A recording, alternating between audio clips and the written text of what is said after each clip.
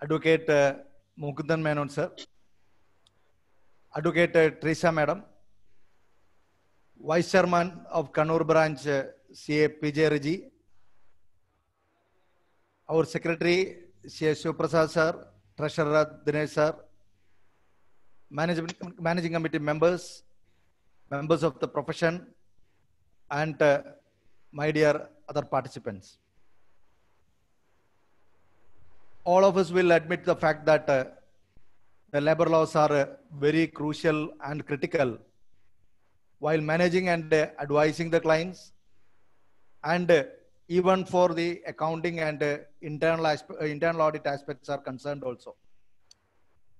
Over and above the client advising, I feel that it is very crucial for our own office management, because in many situations we know that apart from the regular staff, we may have trainees, article assistants, etc., which may cross the number game of the various statutes. So this is the right opportunity to clarify all the concerns and confusion regarding the labor laws. Dear all, today we are blessed and honored by the presence of two eminent and passionate personalities as our faculties for this afternoon seminar on labor laws.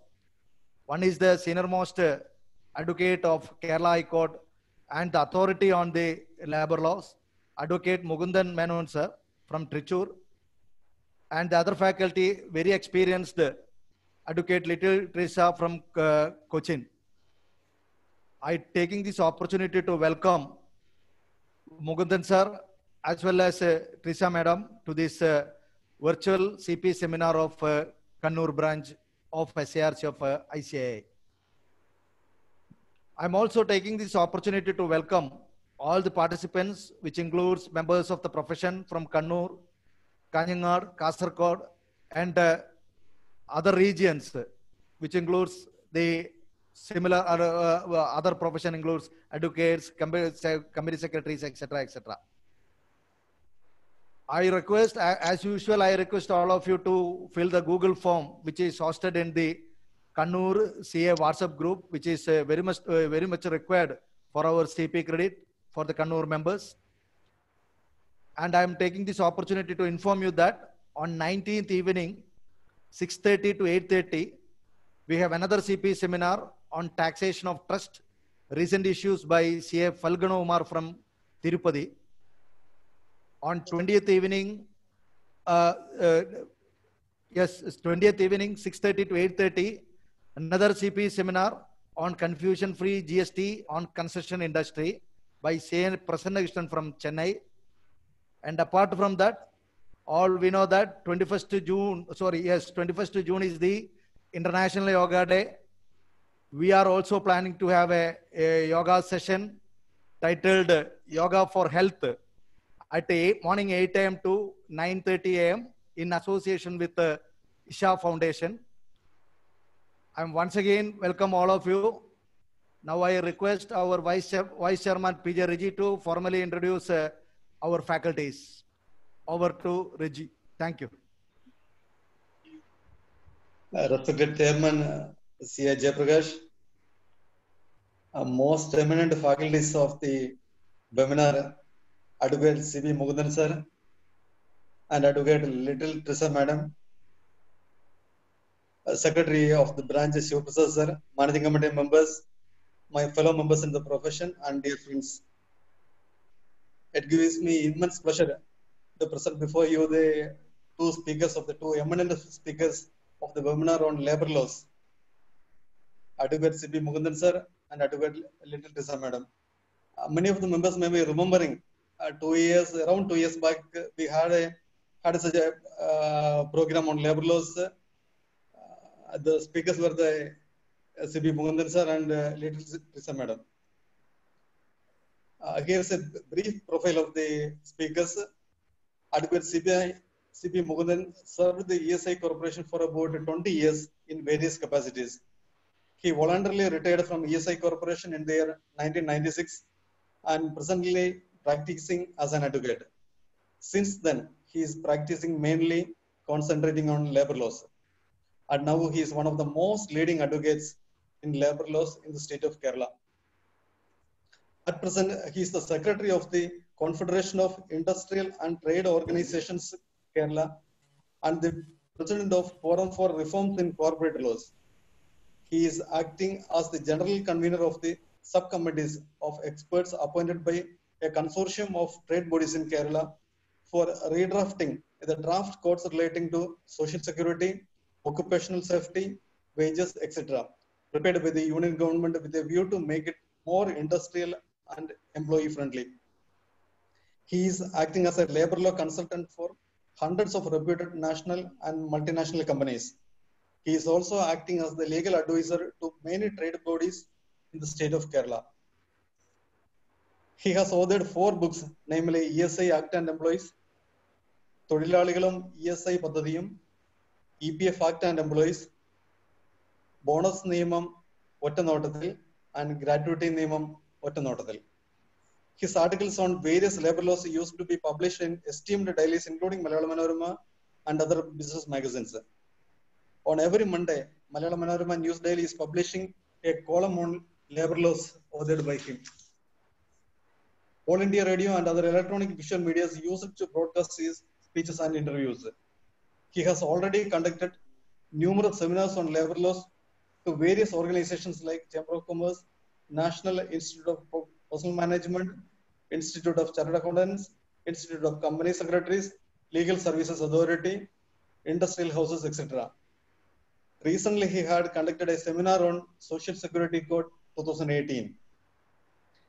A journal known as Corporate Power, covering labor laws, tax and HR matters, is being published by him every month. This is the brief profile of Advocate C.B. Mukundan sir. And let me please also read out the brief profile of Advocate Little Teresa. Advocate Little Teresa, practicing as an advocate, mainly concentrating on labor laws. She has already performed many programs, training programs on labor laws to various organizations.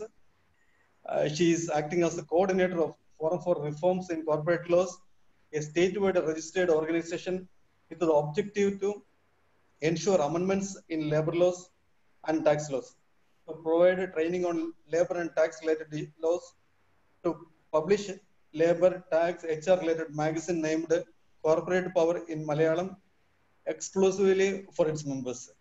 She is actively participating in the publication of Corporate Power magazine as editor. With these few words, let me proudly present before you the speakers of the webinar on labor laws, Advocate C.B. Mukundan sir and Advocate Little Teresa madam. Thank you.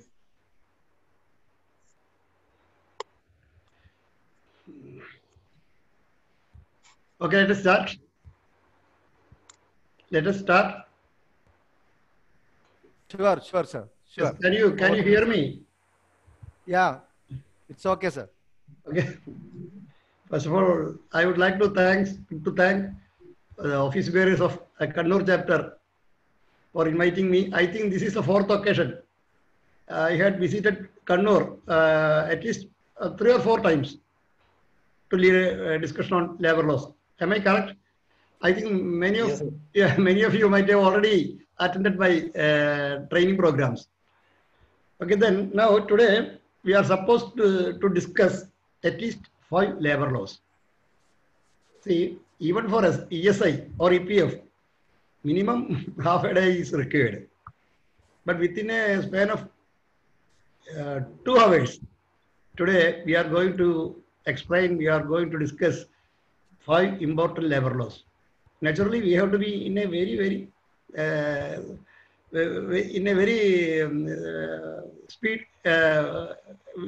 We have to discuss all these matters. In a lightning speed, we have to conduct the program. I think you will bear with me. You will cope up with the speed with which we are going to discuss all these matters. Okay? Hello? Sure, sir. Sure. ഒന്ന് സ്പീഡിൽ വേണ്ടി വരും. മലയാളം ആകുമ്പോൾ കുറച്ചും കൂടെ സ്പീഡാക്കാൻ കഴിയും. ബുദ്ധിമുട്ടില്ലല്ലോ? ഇല്ല sir, ഇല്ല.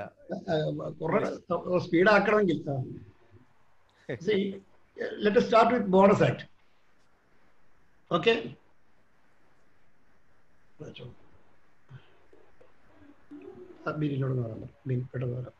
Okay. Let us start with bonus act. See, it is a central act. It was enacted in the year 1965. Then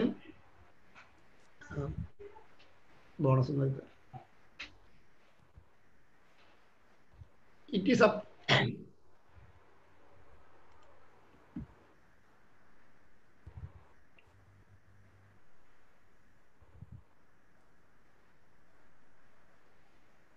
It is applicable to all factories and establishments in which 10 or more employees are or were employed on any day.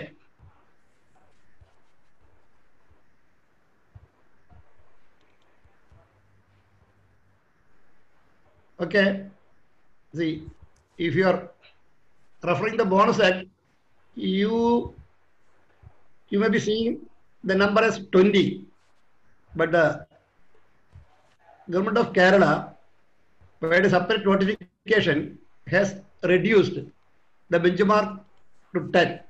In the state of Kerala, the benchmark for attracting bonus act is 10.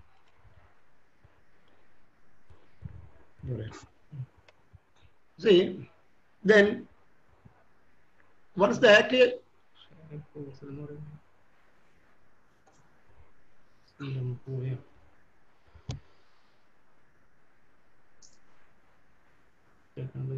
കേൾക്കുന്നുണ്ടോ? Sir, Hello. കേൾക്കുന്നുണ്ട് സാറേ. Yes, yes. Okay, okay. Screen share ആയിട്ടില്ല. Yes, yes. Okay, now PPT is. Hello. ഇല്ല, PPT വന്നില്ല. PPT വന്നില്ല സാറേ. Yes, yes, yes. Anyway, we shall proceed. See, once the act has become applicable to an establishment, then the coverage will continue forever, even if the employment strength is reduced to 10 at a later stage.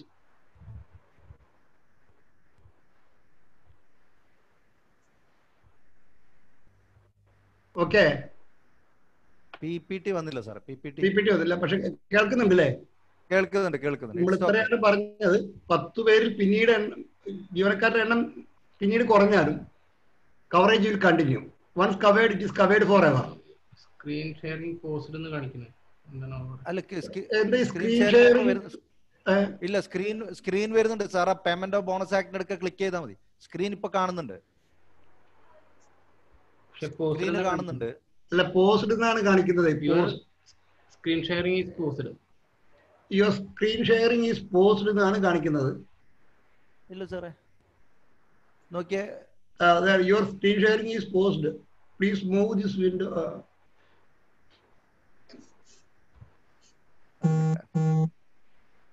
നോക്കുമ്പോൾ നമ്മള്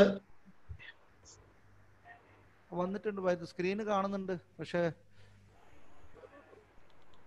നിങ്ങളുടെ EPF, ESI, Kerala shop act, payment of അതൊക്കെ നമ്മൾ കാണുന്നുണ്ട്. PPT മാത്രം കാണുന്നില്ലല്ലോ. PPT open ആക്കിയിട്ടുണ്ട്. PPT open ആക്കിയിട്ടുണ്ട്. ഓപ്പൺ ആക്കിയിട്ടുണ്ടോ? നമ്മളെന്തായാലും ഒരു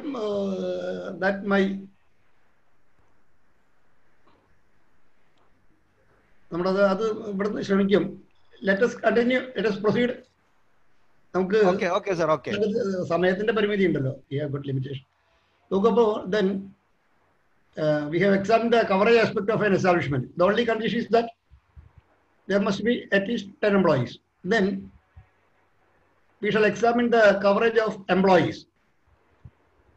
See, to attract coverage, the only condition is that his wages shall not exceed 21,000. That is the first condition. Second condition is that he should have worked at least 30 days in the relevant accounting year.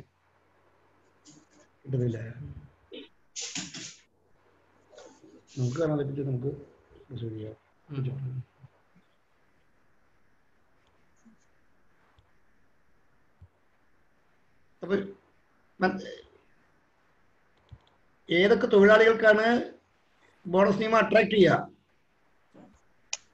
21,000 രൂപ വരെ wages ഉള്ളവർക്ക് including 21,000 bonus നിയമം attract ചെയ്യും. Then ബോണസിന് അർഹത ലഭിക്കണമെങ്കിൽ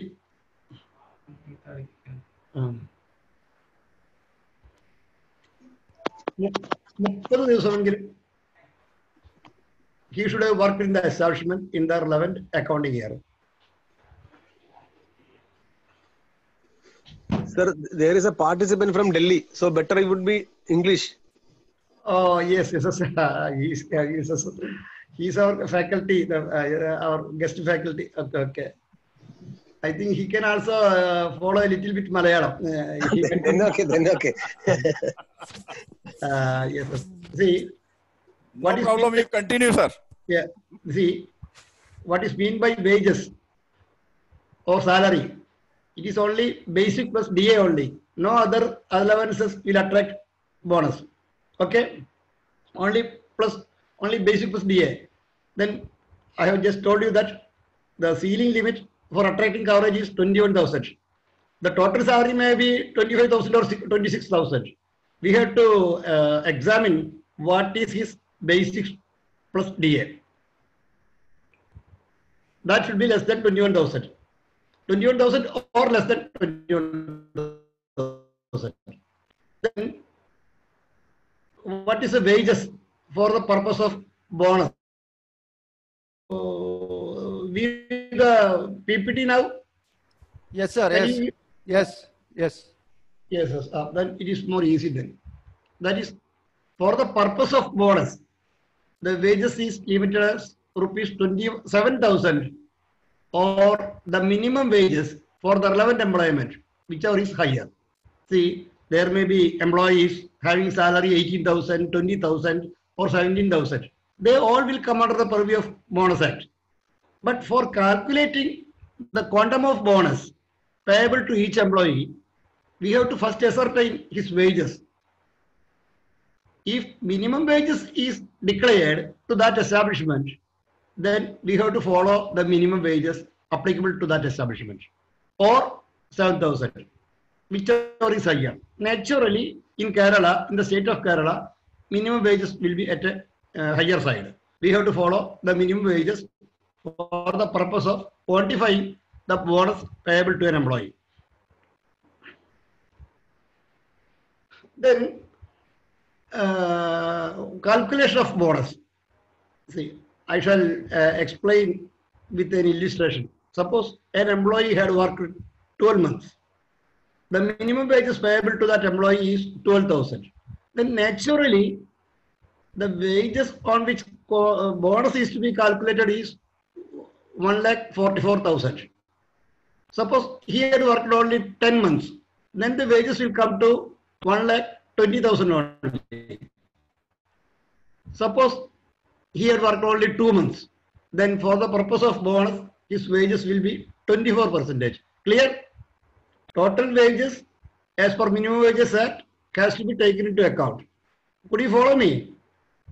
Yes, sir. Yes. Yes, sir. 2 മാസമാണ് ജോലി ചെയ്തതെങ്കിൽ 24,000 രൂപ, 12,000 മിനിമം വേജസ്. ഞാൻ അത്ര ഒരു അസ്യൂം ചെയ്ത ഫിഗർ ആണ് കേട്ടോ. പക്ഷേ his salary may be 16,000 or 17,000. 4 മാസം ജോലി ചെയ്തിരുന്നെങ്കിൽ 48,000. Clear? Then percentage. What is the percentage? There may be some understanding between the employees and the employer, or with the union. Anyway, employer is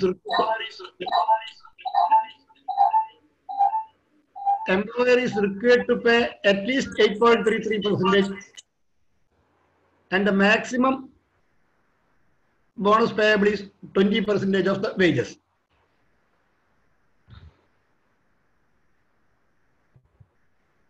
I have already explained 8.33% of total salary wages payable to an employee or drawn by an employee. Wages means only basic plus DA only. That also minimum wages, not the actual wages. Then we have to understand what is meant by available surplus. I think you all are CA chartered accountants. You may be in a better position than me to explain this term, available surplus, allocable surplus, all those things. See, we are determining the percentage of bonus on the basis of the allocable surplus available as per our accounts. Clear? You may be knowing it.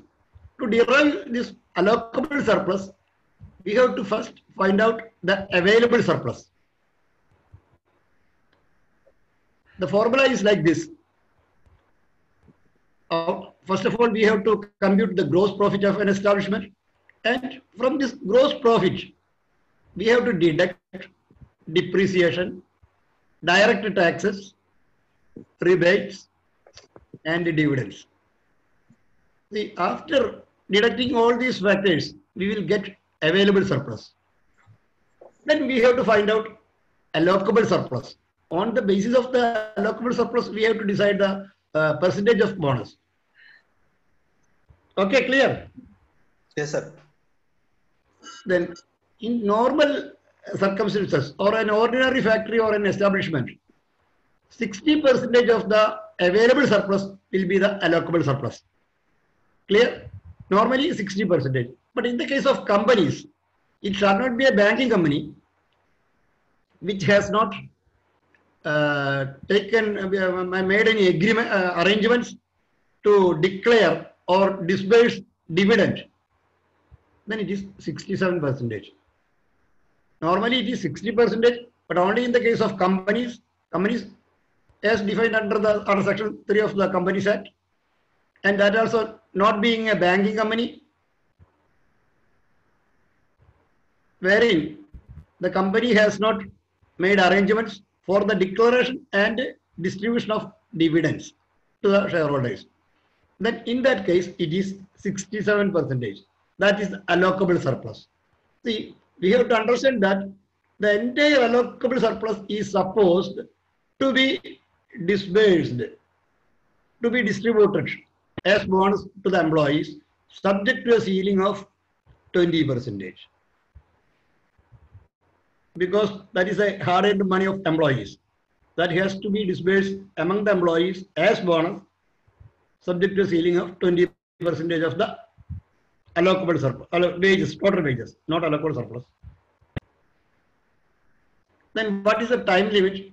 That is within a period of 8 months, we are required to disburse bonus. That is naturally after the close of an accounting year, it will be November 30th every year. Employees or unions cannot insist that the bonus has to be disbursed before Puja or before Onam, like that. The cutoff date is November 30th.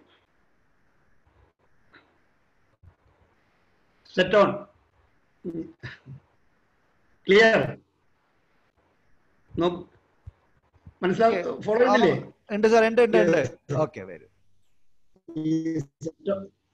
To be frank, എന്റെ കക്ഷികളൊക്കെ ഞാൻ ഈ സെറ്റോണും അവലപ്പോൾ service ഒക്കെ workout ചെയ്യാൻ പറയുമ്പോൾ ഉടനെ ഞാൻ പറയും നിങ്ങൾ better contact you chartered accountant എന്നാണ് ഞാൻ പറയാറ്. കാരണം ഞാൻ നേരത്തെ സൂചിപ്പിച്ചു you may be in a better position. എന്നാലും ഞാൻ ഒരു ചടങ്ങിന്റെ രീതിയിൽ എക്സ്പ്ലെയിൻ ചെയ്യാൻ ശ്രമിക്കാം. സെറ്റോൺ എന്ന് പറയുന്നത് I have told you that allocable surplus is to be disbursed as bonus to the employees. Suppose I'm having a huge amount as allocable surplus. See, in such a circumstance, there will be some surplus amount, even if I am paying 20% as bonus. Clear? 20% കൊടുത്താൽ പിന്നെയും അലോക്കബിൾ സർപ്ലസിൽ fund ഉണ്ട് എങ്കിൽ അത് നമ്മൾ earmark ചെയ്യണം. That has to be earmarked in our set-on account. That has to be reserved, that has to be kept in our set-on account for 4 years. 4 വർഷം we are not supposed to spend it for any other purpose. We are liable to keep it there. ഈ surplus അപ്പോൾ അധിക ലാഭം ഉണ്ടെങ്കിൽ 20%-നേക്കാൾ കൂടുതൽ profit ഉണ്ടെങ്കിൽ കൊടുക്കാനുള്ള bonus ഉണ്ടെങ്കിൽ we shall not distribute bonus more than 20%. അത് set on account we have to keep it. Clear? 4 വർഷം നമുക്ക് ഈ അക്കൗണ്ട് സൂക്ഷിക്കണം. But in the subsequent, for example, unfortunately, on account of Corona, in the next year, there may not be enough allocable surplus to disburse this 20% bonus. We are having allocable surplus which will be sufficient to distribute bonus at 17% or 18%. Then we have to transfer some amount from this allocable set-on account for distributing bonus at the maximum rate of 20%. Clear? Next 4 കൊല്ലത്തിനുള്ളിൽ ഏതെങ്കിലും ഒരു കൊല്ലം 20% bonus കൊടുക്കാൻ ഇല്ല എങ്കിൽ set on അക്കൗണ്ടിന് we have to depend. ആ set on അക്കൗണ്ടിന് ഡിപ്പെൻഡ് ചെയ്യുമ്പോൾ ആ ഏറ്റവും ബാക്കില് 4ാമത്തെ വർഷം ഉണ്ടെങ്കിൽ അത് എടുക്കണം, 4ാമത്തെ വർഷം അല്ലെങ്കിൽ 3ാമത്തെ വർഷത്തെ എടുക്കണം. ആ ഓർഡറിൽ വേണം അത് എടുക്കാൻ. 4 വർഷത്തേക്കും ഈ സെറ്റ് ഓൺ അക്കൗണ്ടിന്റെ ആവശ്യം വന്നില്ല എങ്കിൽ നമുക്കത് റിവേഴ്സ് എൻട്രി ഇടാം. ക്ലിയർ ആയോ? ഓക്കെ സർ, കുടി follow? Oh yeah, okay sir, okay. അപ്പൊ സെറ്റ് ഓൺ അക്കൗണ്ട് 4 വർഷം കീപ്പ് ചെയ്യണം. അതിനിടയിൽ ആവശ്യം വന്നില്ലെങ്കിൽ നമുക്ക് തിരിച്ചെടുക്കാം. അതാണ് സെറ്റ് ഓൺ അക്കൗണ്ട്. ദെൻ ഇതിനൊരു റിവേഴ്സ് അക്കൗണ്ടിങ് ഉണ്ട്. That is set of. C unfortunately there may not be allocable surplus to pay even the minimum bonus. അങ്ങനെ നഷ്ടം കാരണം ഉണ്ടാകാം. Still, the employer is liable to pay at least 8.33. That is minimum bonus. Then he will have to organize some funds from his own pocket or from some other sources.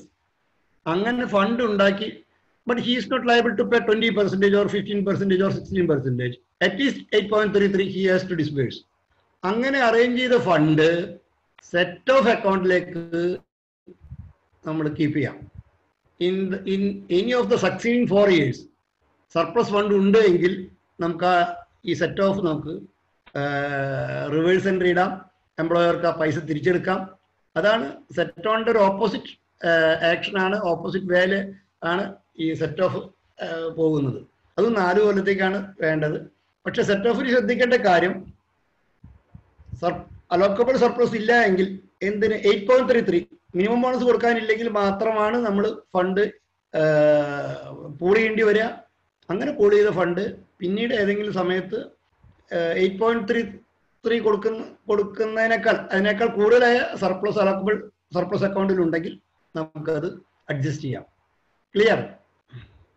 അതാണ് നമുക്ക് bonus disqualify ചെയ്യാൻ there are provisions. If an employee is dismissed, there must be dismissal from service. If the employee resigns from the service, we cannot. After conducting proper serious misappropriation or misconduct, we may be dismissing him. In such a circumstance, if the dismissal is for fraud or for riotous or violent behavior or for theft, misappropriation or sabotage, in such circumstance, the employer can forfeit the bonus. See, I told you that employer is liable to pay bonus at least 8.33% minimum bonus. But in the case of a new establishment, during the first 5 years, there is exemption. The employer need not pay bonus if the establishment is running on loss. Perhaps for the first year, establishment might have earned profit. Naturally, employer is liable to pay bonus. Second year, unfortunately, there was some crisis, there was no profit. Employer is not liable because no profit. But this concession is only for 5 years. That also after the commencement of the commercial production or commercial activity of a factory or an establishment.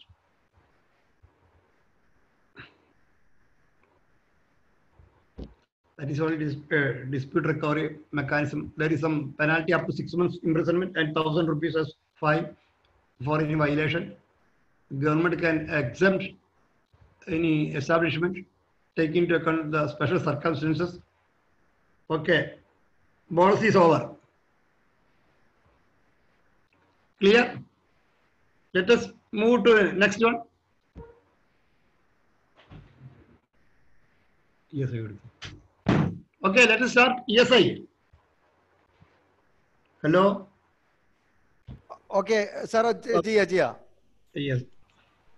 Okay. Questions നമുക്ക് finally എടുക്കാൻ പോകുന്നത് ചെയ്യാം sir.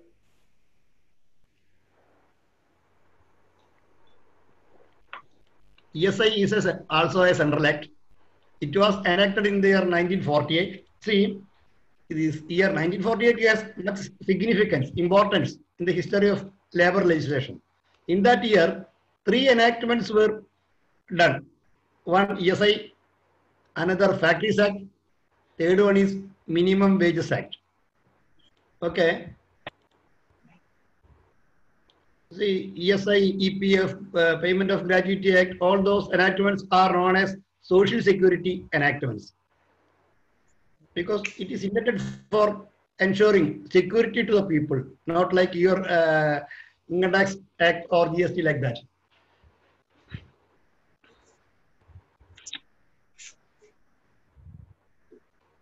See, let us first examine the applicability of the act.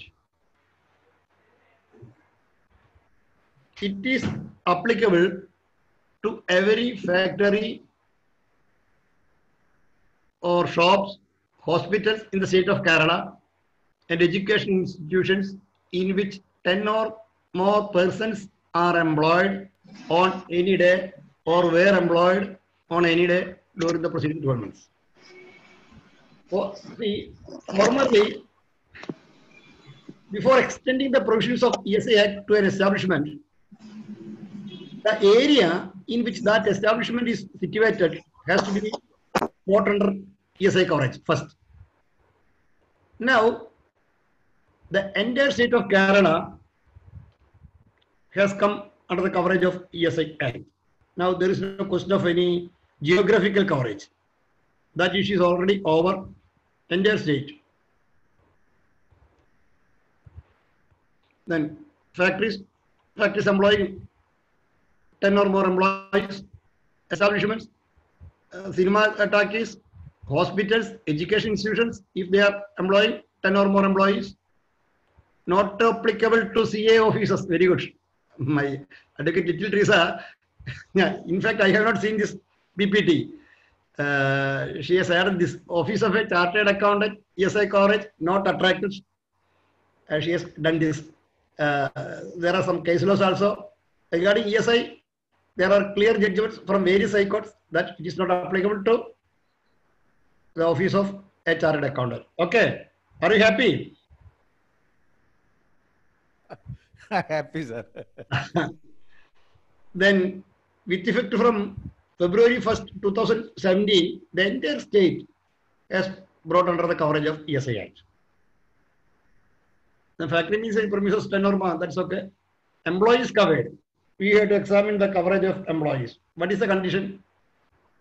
Their wages shall not exceed 21,000. That is the only condition. All types of employees will come under the coverage, including the directors of a private limited company or a public limited company, including MD. If he is drawing salary, 21, which is 21,000 or less than 21,000, will come under the ESI coverage. Clear ayo? Company director are also employees as far as ESI is concerned. Clear? Hello? Yes, sir. Hello? Hello? Okay. Private limited company, public limited company, cooperative society, director, MD will come under the coverage of ESI if they are drawing salary. Clear? But in the case of a partnership firm, partners are not covered under the ESI as well as EPF. Clear? Because partnership is a separate legal entity, whereas in the case of a company, it has got a legal entity apart from the shareholders. Our directors are the employees of the company. But whereas the partners of a firm, they are not the employees, they are the employers. Then permanent, temporary, managerial, trainees, all will come under the purview of an employee. You see, even a head load worker, will come under the purview of ESI Act. If we are engaging some casual employees for some repair works or whitewashing or repairing our fan or AC, and they are doing some work for half an hour or 15 minutes, and we are making some payment to that mechanic, electrician, still that amount will attract ESI coverage. According to ESIC, if something happens during the course of the repair work, during the course of the maintenance work, then who will take care of them? ESIC is claiming that they will provide the pension benefits to his family and treatment facilities in case any accident, all those things are there. That is why they are insisting for contribution even on the wages paid to casual workers like head load worker, electrician, all those things, plumber. Even the employees employed through contractors will also come under the coverage of ESI. See, if the employees are engaged in an outside the premises and the principal employer has no control or supervision on those workers, then such workers will not come under the ESI. Clear? If the employees through the contractor are engaged in the premises of the employer, principal employer, they will definitely come under the coverage. But whereas if those employees are employed in a different locality, in a different place, and the principal employer is not visiting that place for supervising the work of the such employees, they are not coming under the ESI Act.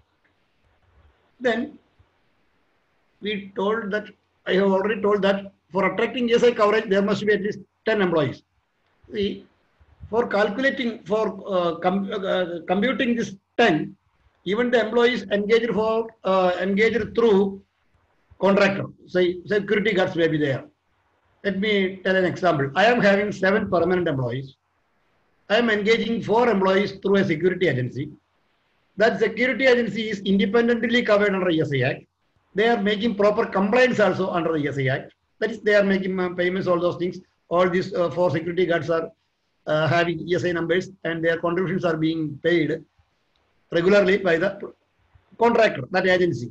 Still, my establishment will come under the coverage of ESI Act, even though I am having only 7 employees. Clear? Because altogether, I have engaged directly 7, through contractor 4, altogether, then it comes to 11. Clear? Okay. Sir.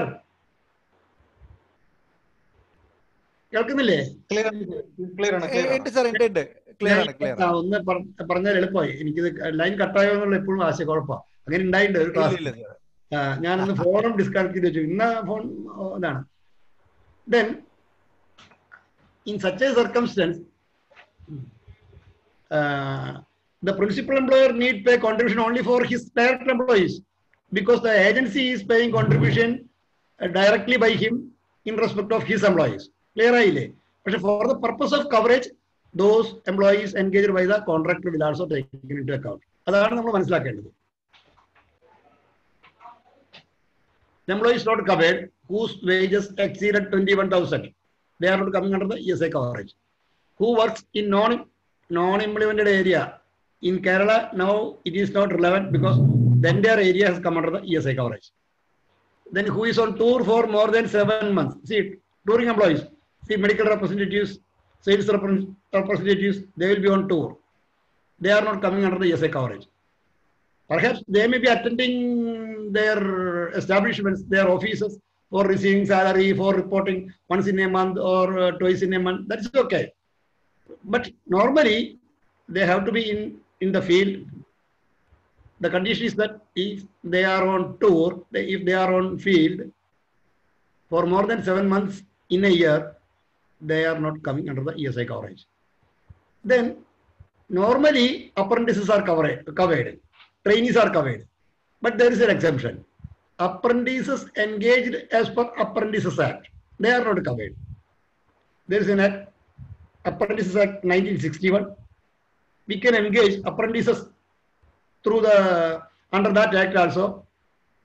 In Kannur also, there may be an office of the apprentice advisor. If we are approaching the apprentice officer, he will provide the required number of employees, and we are liable to pay some amount as stipend. Such apprentices will not come under any of the labor laws. No bonus, no gratuity, no ESI, no PF, anything. The only exception is that apprentices engaged as per the Apprentices Act are not covered. If you are engaging some candidates as directly as apprentices or trainees, they will come under the ESI coverage. Employees engaged as per AMC. See, AMC means annual maintenance contract for the service of our computers, for lift. We used to enter into some arrangement with some service providers. They may be deputy sub-persons. If those employees are coming to our establishment under that agreement, then such employees will not come under the ESI coverage. Partners, even if working for wages, will not come. There is a direct judgment on this point by the Supreme Court. Till that judgment, ESIC used to claim contribution on the wages drawn by partners also. But Supreme Court made it clear that partners are employers. They are not employees. Then I have already explained, if no supervision by principal employer or office agent, employees engaged outside by contractor, not covered. Wage ceiling for coverage 21,000. I have already explained. Registration of an establishment nowadays, it is very easy. You all can do through online. You need not seek the assistance of any other consultant or advocate. It is very easy nowadays.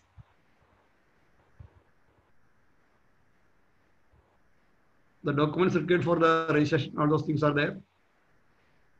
Then once covered forever. As in the case of Bonus Act, for ESI also, once it is covered, then it will continue as covered till that establishment is closed. Even if the employment strength is reduced, less than 10. Employees registration, that also being done through online, very simple procedure. We are required to register an employee within 10 days of his appointment. That is an online procedure. Then while registering an employee, we have to add the family details of the employee. Then family includes husband or wife, the minor children. If the children are receiving education, then the age limit is 21. Otherwise, it is 18. But in the case of daughters, if they are unmarried, there is no age limit. So long as they remain unmarried, their name can be added in the declaration form of the employee for availing medical benefit. Then if a son or daughter is infirm, then no age limit is there, so long as the infirmity continues. Then parents, they are also coming under the definition of family, but there is a restriction. Their monthly income shall not exceed 9,000. Formerly, it was only 5,000. In the year 2019, it is enhanced to 9,000. In the case of parents only. Then, in certain circumstances, even brothers and sisters will also become eligible for ESI benefits. See, there are two conditions. The employee shall remain unmarried, first condition. Second condition is that his or her parents shall not be alive. Clear? In such a contingency only, brothers and sisters will come under the definition of family. Income limit of parents, that on registering the employee, we will get a e-Pahchan card. That is only online procedures. Contribution rate, that has been reduced. Now, the total contribution rate is only 4%, out of which employees share is 0.75% only. Employer share is 3.25% only. then we have to understand what is meant by wages. Then there is an exemption for low paid employees. Employees whose average daily wages doesn't exceed 176 rupees. See, one part-time sweeper.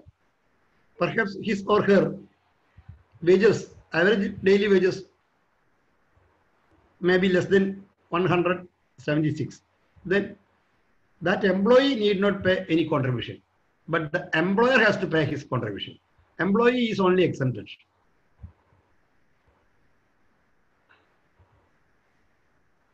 Then we have to understand what is wages. I have already told that contribution is to be paid on the wages. Wages or remuneration payable. See, the only allowance permitted by ESIC is washing allowance. That also under a condition. There must be the employer must have supplied uniform to the employees. There must be some evidence. Then only they will allow this washing allowance as not wages, and they will accept washing allowance. All other allowances, if paid monthly, will attract the definition of wages. Of course, there are so many judgments, even from High Court of Kerala, that traveling allowance will not attract the definition of wages. But still, unfortunately, ESIC is still insisting for contribution on traveling allowance or conveyance allowance. If we are prepared to challenge, if we are prepared to dispute, my advice is that we need not pay contribution on traveling allowance. It is clearly excluded from the purview of wages as defined under section 222 of the ESI Act. Anyway, ESIC will claim contribution on traveling allowance also. Then, if the employer is paying any additional remuneration, say some commission, incentive, if it is paid quarterly or half yearly or annually, it will not attract ESI contribution. Whereas if it is paid monthly, then naturally it will be treated as wages and the contribution will be attracted. Then contribution not payable as per ESI Act and as per the court ruling, conveyance allowance not payable, washing allowance not payable, annual bonus not payable, workers welfare scheme not payable, encashment of leave no contribution, payment to consultants no contribution, entertainment allowance, fuel, petrol allowance. See, such allowances should be in the nature of reimbursement of the actual expenses. If a fixed amount is paid every month to employee, then it will attract contribution. If petrol allowance, fuel allowance is paid at the rate of 500 rupees every month, then ESIC will claim contribution. Then annual sales commission, that is not wages. Incentive bonus if paid at intervals of more than 2 months, that will not come under the purview of bonus. Wages. Conveyance allowance not wages. I have provided 2 judgments also. Even our Kerala High Court has recently passed a judgment declaring that conveyance allowance is not wages. Outside work not covered, labor for construction of compound wall, for all those things not attracting coverage. There is a judgment standard portrait. Commission based employees not covered. Persons engaged on commission basis are not covered. See, they shall not have any kind of employer-employee relationship, master-servant relationship between the person employed on commission basis. See, he must be a freelancer. He must be at liberty to work for others also. If he is engaging, if he is offering his service only for a particular establishment or a particular employer, then it is very difficult. If the arrangement is that he is free, no timing, fixed timing, no control, according to his whims and fancies, he can do his business, even Sundays, even night. In such a circumstance only they will be exempted. If there is some control on the nature of work performed by the employee, then definitely he will be treated as an employee. There are some kind of employer-employee relationship. Then OT purpose for the purpose of coverage. OT wages. See, I shall give an example. I am getting 20,000 as wages every month. Clear? But every month I am getting 3,000 or 4,000 rupees as overtime. Then my total emoluments or salary is 24,000 or 23,000 in every month. Naturally, then I have to be excluded. But as per the provisions of ESI Act, OT wages is not wages for the purpose of coverage of an employee. See, in 24,000 രൂപയുണ്ട്. അത് എനിക്ക് coverage ഉണ്ടോ എന്ന് നോക്കൂ. While examining my coverage, this OT wages will not be taken into account. Then naturally I will be covered because I am getting only 20,000 as salary. So OT is an additional payment, though I am getting every month. Clear? അതാണ് നിയമത്തിൽ പറയുന്നത്. പക്ഷേ once I am declared as covered, then what will be the consequence? This OT wages will also attract coverage. എന്ന് പറഞ്ഞാൽ കോൺട്രിബ്യൂഷന്റെ കാര്യത്തിൽ contribution compute ചെയ്യുമ്പോൾ OT wages has to be taken as part of wages. But ഒരു തൊഴിലാളി whether he is covered or not, while examining that aspect, OT wages has to be excluded. Clear ആയോ? Then, okay, sir. Okay. ESI, there is a concept of contribution period and benefit period. See, a financial year is divided to two consecutive contribution periods. That is April to September, that is a contribution period. Then October to March, another contribution period. If an employee happens to be covered in a contribution period, he will continue as a covered employee till the expiry of that contribution period, even though his salary exceeded or wages exceeded 21,000 in the middle of a period. Clear ayo? April my salary was only 20,000. I am coming under the coverage. May onwards my salary is 1 lakh. Still, I will continue as a covered employee till the expiry of this contribution period. That is September 2020. അപ്പോൾ ഇടയ്ക്ക് വെച്ച് contribution period in the middle of a contribution period, I cannot go out.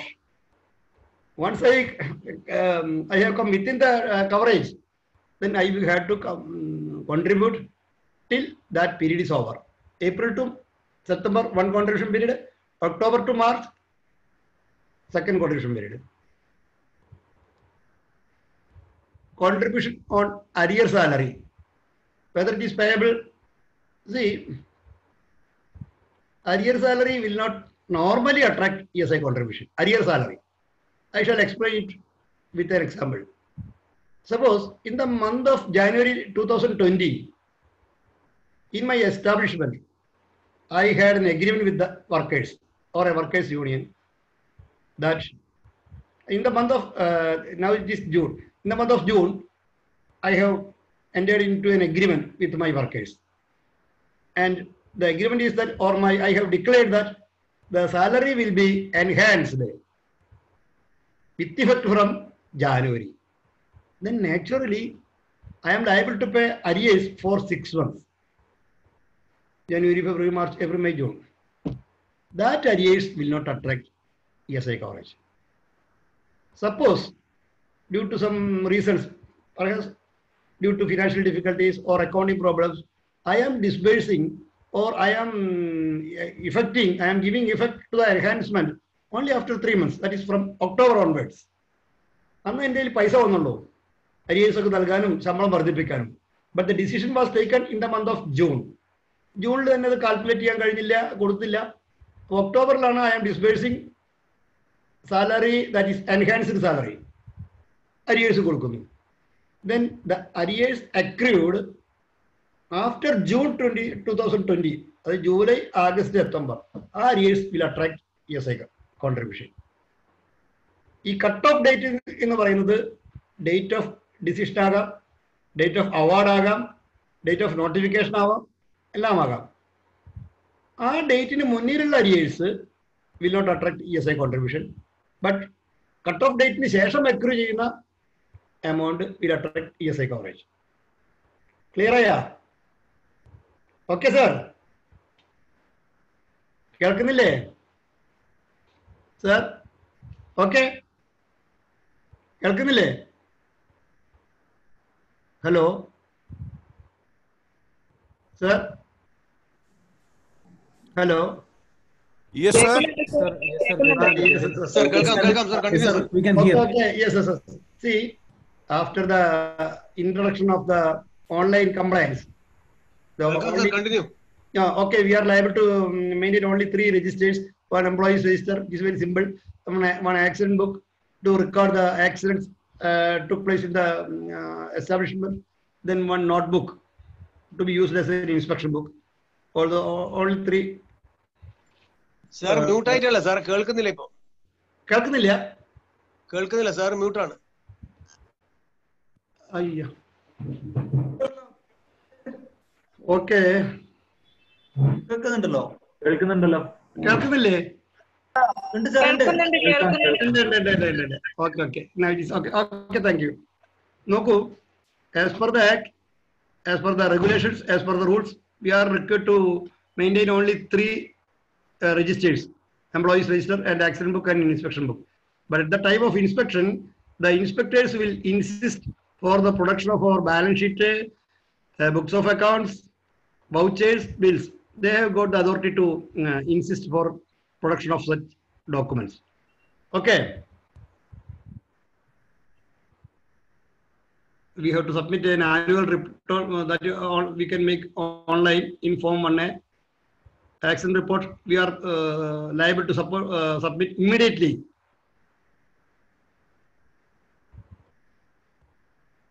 First aid we have to provide if an accident happens in the factory. Then if an employee is on medical leave or on ESI leave, employer is prevented from taking any kind of action, disciplinary action against that employee so long as he continues on ESI leave or maternity leave or he is on ESI treatment. See, if an employee produces ESI certificate, employer is bound, liable to permit to grant leave. Employer cannot insist the employee, you work here, you have managed a certificate from the ESI doctor, that is not genuine, I will not trust it, I will not be rely it. Nothing. Once it is produced, employer cannot insist for work. See, this aspect we have to examine. Once we are taking over a factory or an establishment having some arrears to the ESIC or to EPF organization, the transfer will also be jointly and severally liable for the dues of the past occupier or the past employer. We have to ensure that no dues are pending to ESI and EPF.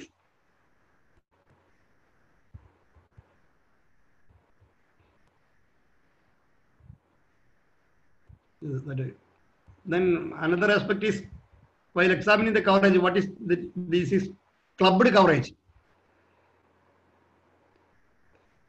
See, clubbed coverage for the purpose of ESI coverage, the authorities can club 2 or more units under certain circumstances if certain conditions are satisfied. General conditions are integrality in ownership. There must be unity in ownership. Geographical unity. If both the units are very closely situated, then financial integrality. If frequently money transactions are taking place between these 2 units, if the employees are interchanged. Then financial dependability, if one establishment is dependent for finance, the other unit, then dependability for existence. One unit cannot exist without the existence of the other unit. Suppose I am running a bakery. My friend or my wife or my brother is making all the sweets or all the achappam, kolam, everything through that friend or my family member or my brother. What will happen if I am closing my shop? He will have to close his production unit.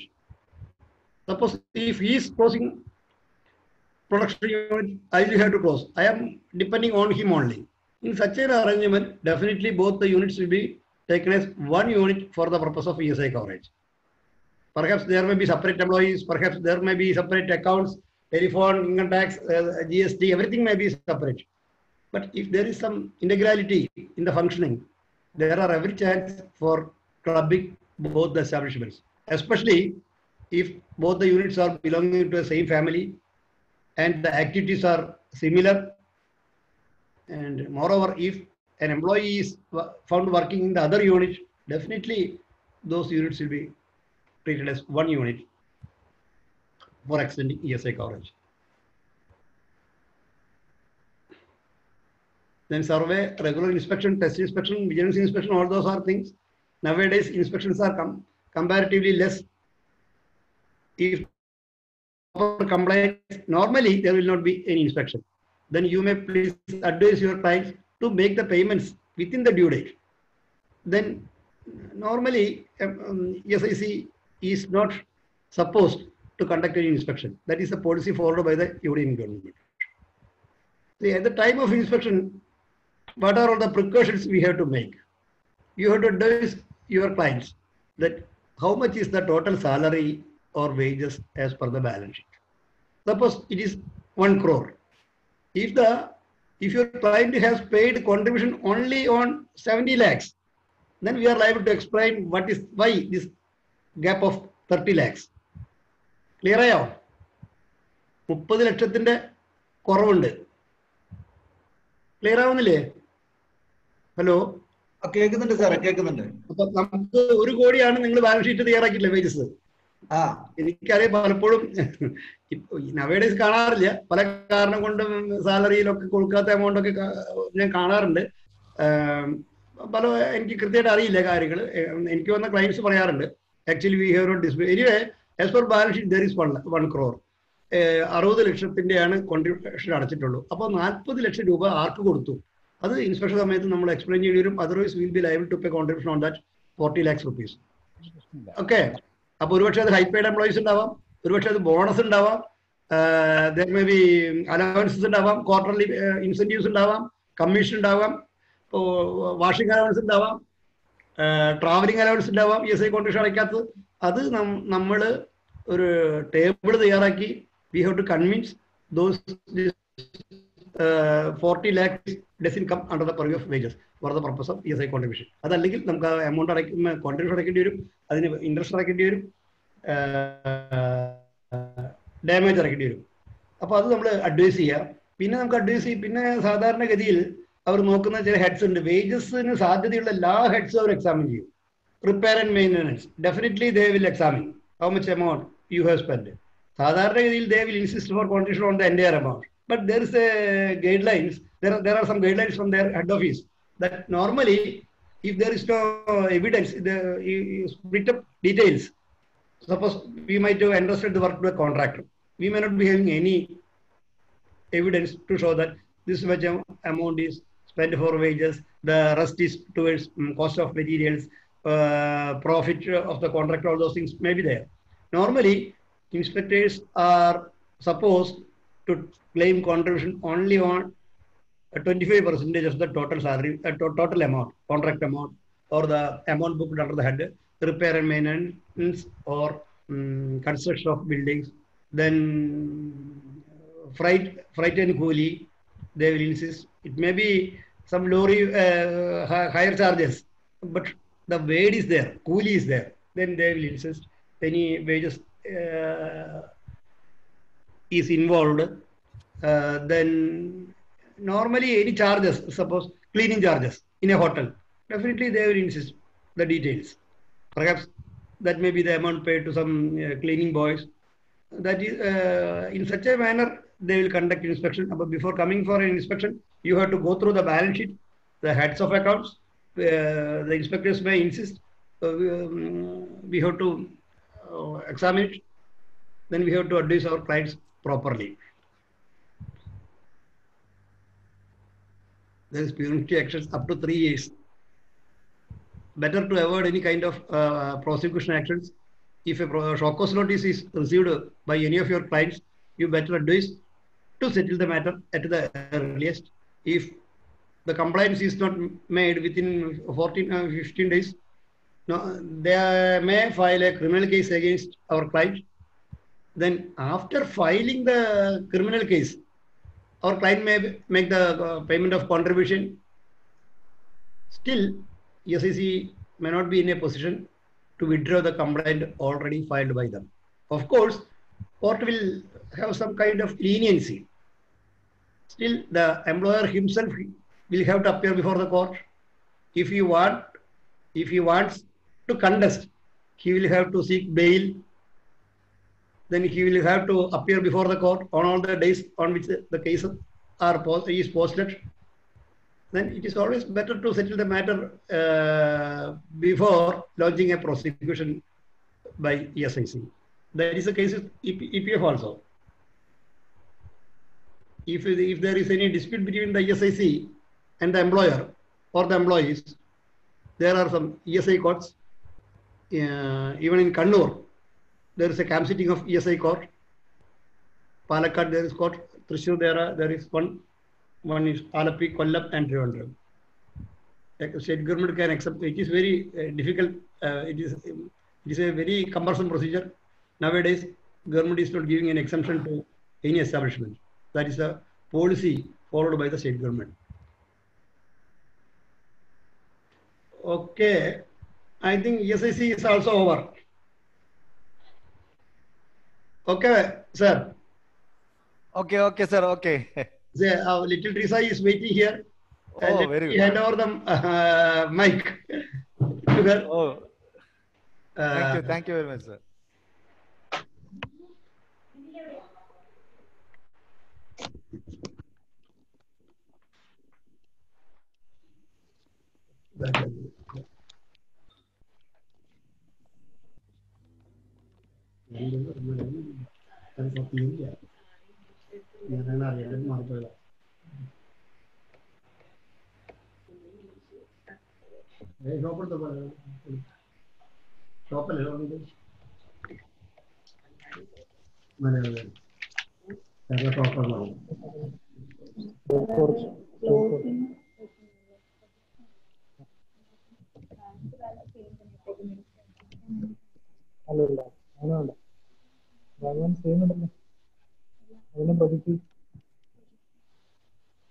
ഇത് കഴിഞ്ഞ വർഷത്തെ same ആണ് ചെയ്തത്.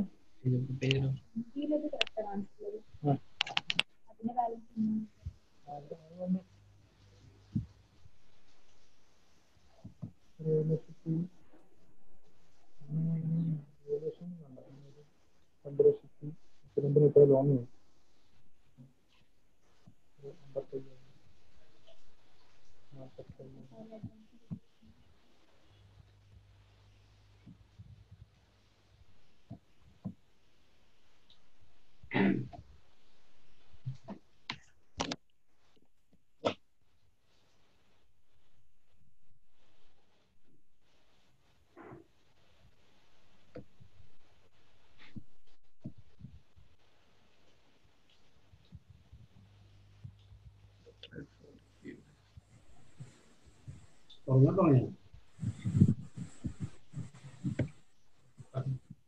Okay, Trisha madam, welcome to Kannur branch. Okay, very good. First of all, we may discuss with Kerala Shops and Commercial Establishments Act 1960. This act intended to regulate the conditions of employment in shops and commercial establishments in the state of Kerala. This act applied to all shops and commercial establishments, irrespective of whether labor is employed or not. എന്ന് വെച്ചാല് ഒരു എസ്റ്റാബ്ലിഷ്മെന്റില് ഒരു employee പോലും ഇല്ല, അതായത് employer തന്നെ, മുതലാളി തന്നെയാണ് അവിടുത്തെ എല്ലാ കാര്യങ്ങളും നോക്കുന്നതെങ്കിലും അങ്ങനെ ഒരു എസ്റ്റാബ്ലിഷ്മെന്റിന് കൂടി shops and commercial establishment act ബാധകമാവും. What is shop? Any premises where any trade or business is carried on or where services are rendered to customers. This is shop and includes offices, storerooms, godowns or warehouse. And what is a commercial establishment? A commercial establishment includes any place engaged in office work, hotel, restaurant, boarding or eating house, cafe or any of the refreshment house, a theater or any other place of public amusement, and hospitals. And simply we can say an establishment which is not a factory is a commercial establishment.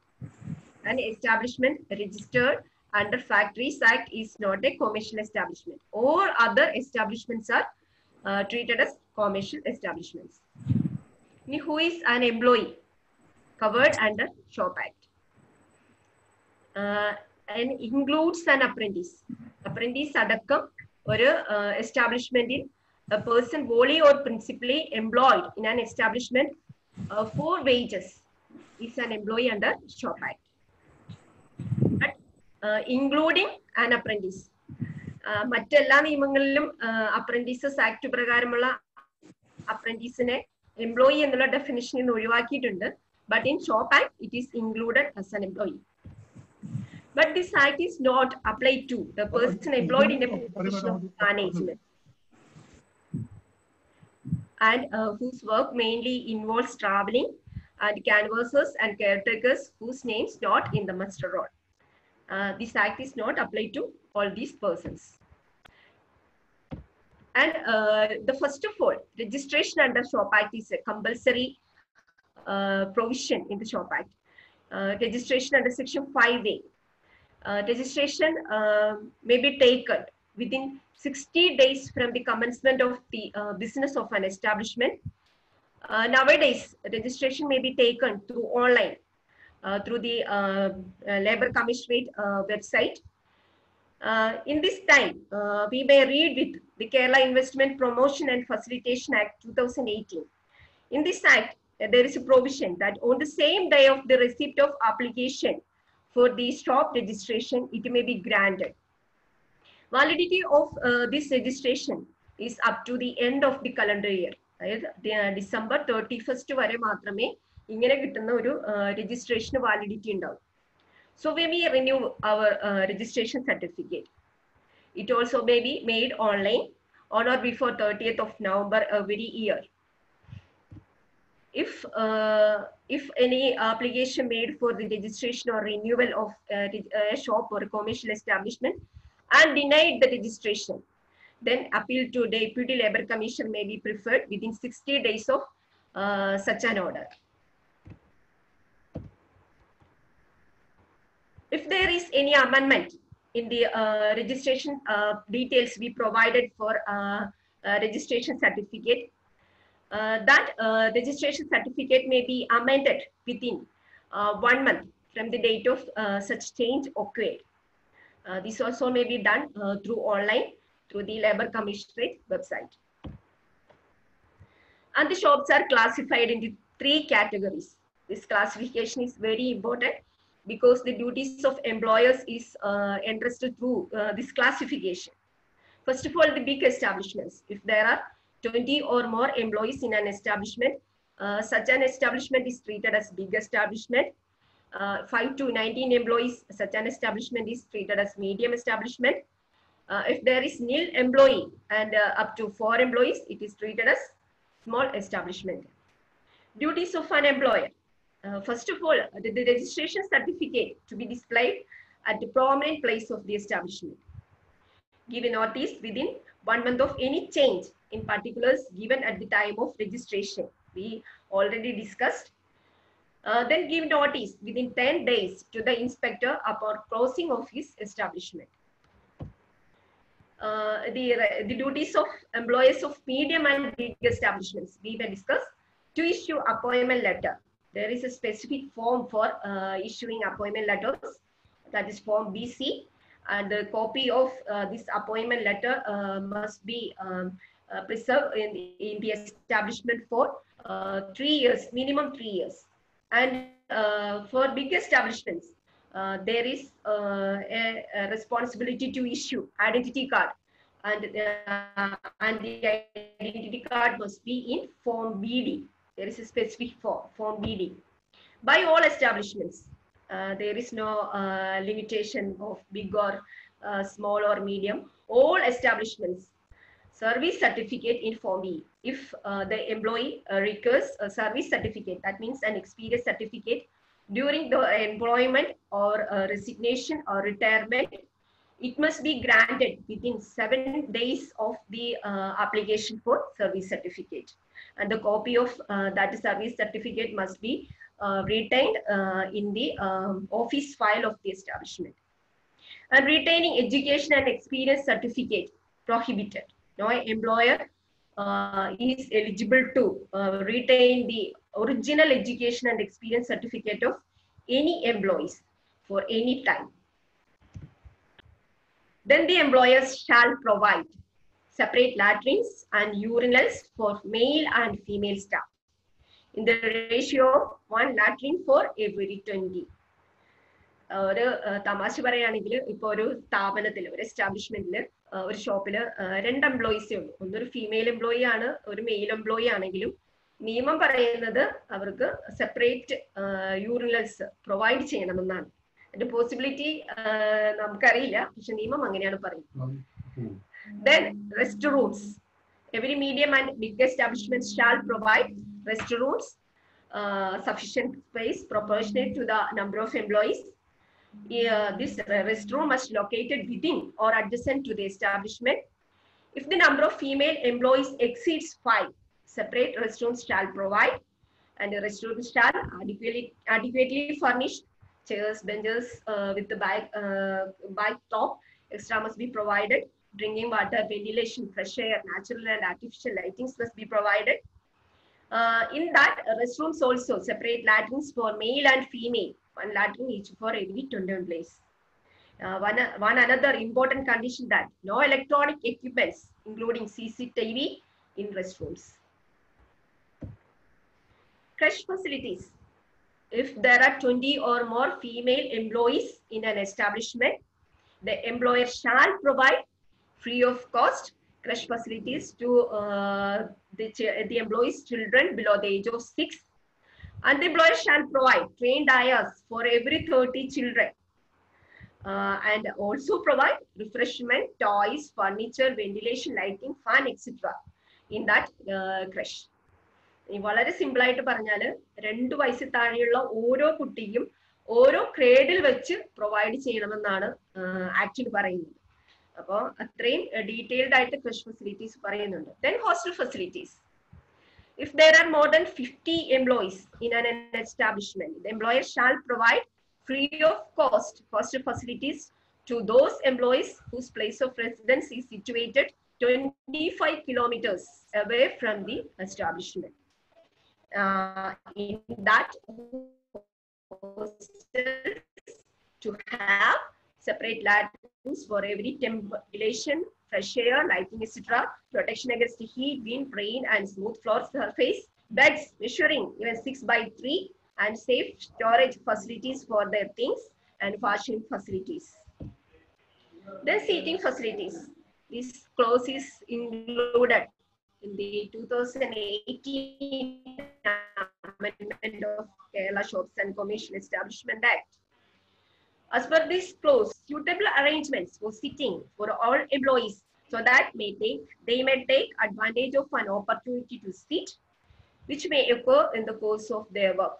Seating facilities to all employees, not only for ladies. നമുക്കറിയാം ഈ അമെൻമെന്റ് വന്ന സമയത്ത് നമ്മുടെ media ഒക്കെ പറഞ്ഞത് sitting facilities for ladies എന്നാണ്, പക്ഷെ sitting facilities for all employees. Then maintenance of registers and records. These are the registers which we may prepare under Kerala Shops and Commercial Establishment Act. First of all, the Register of Employment, then Service Register, then Register of Holidays and Leave, and Inspection Book. As per 2018 amendment, registers and records may be maintained electronically in the form and manner prescribed under the Act. All those registers which are coming under the purview of Kerala Shops and Commercial Establishments Act may be prepared and maintained electronically. Not in no any other law. മറ്റേതെങ്കിലും ഒരു നിയമപ്രകാരമുള്ള registers ഇങ്ങനെ prepare ചെയ്യാൻ പറ്റില്ല. Shop act പ്രകാരമുള്ള registers മാത്രമേ നമുക്ക് ഇലക്ട്രോണിക്കലായിട്ട് maintain ചെയ്യാൻ പറ്റുള്ളൂ. And the hard copy of those registers may be submitted at the time of inspection, and it may be authorized by the employer. Then the provisions relating to the hours of work. Not more than 8 hours on a day, not more than 48 hours in a week. Number of hours including overtime shall not exceeding 10 on a day, except on stock taking and preparation of accounts. Total number of hours of overtime shall not exceed 50 in a quarter.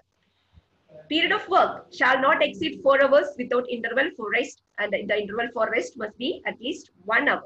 Spread over shall not exceed 10.5 hours. The spread over means ഒരു employee ഒരു establishment ജോലിക്ക് കയറി work ചെയ്യുന്ന സമയവും interval for rest നമ്മൾ പറയും 1 hour interval ഉണ്ട്. ആ 1 hour interval for restഉം include ചെയ്തുള്ള സമയമാണ് ഈ spread over എന്ന് പറയുന്നത്. Spread over എന്ന് പറയുന്നത് 10.5 hoursൽ exceed ചെയ്യാൻ പാടില്ല.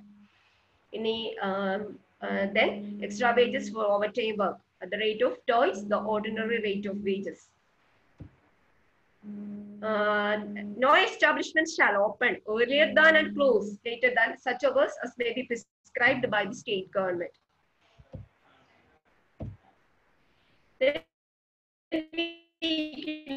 Holidays. Every person.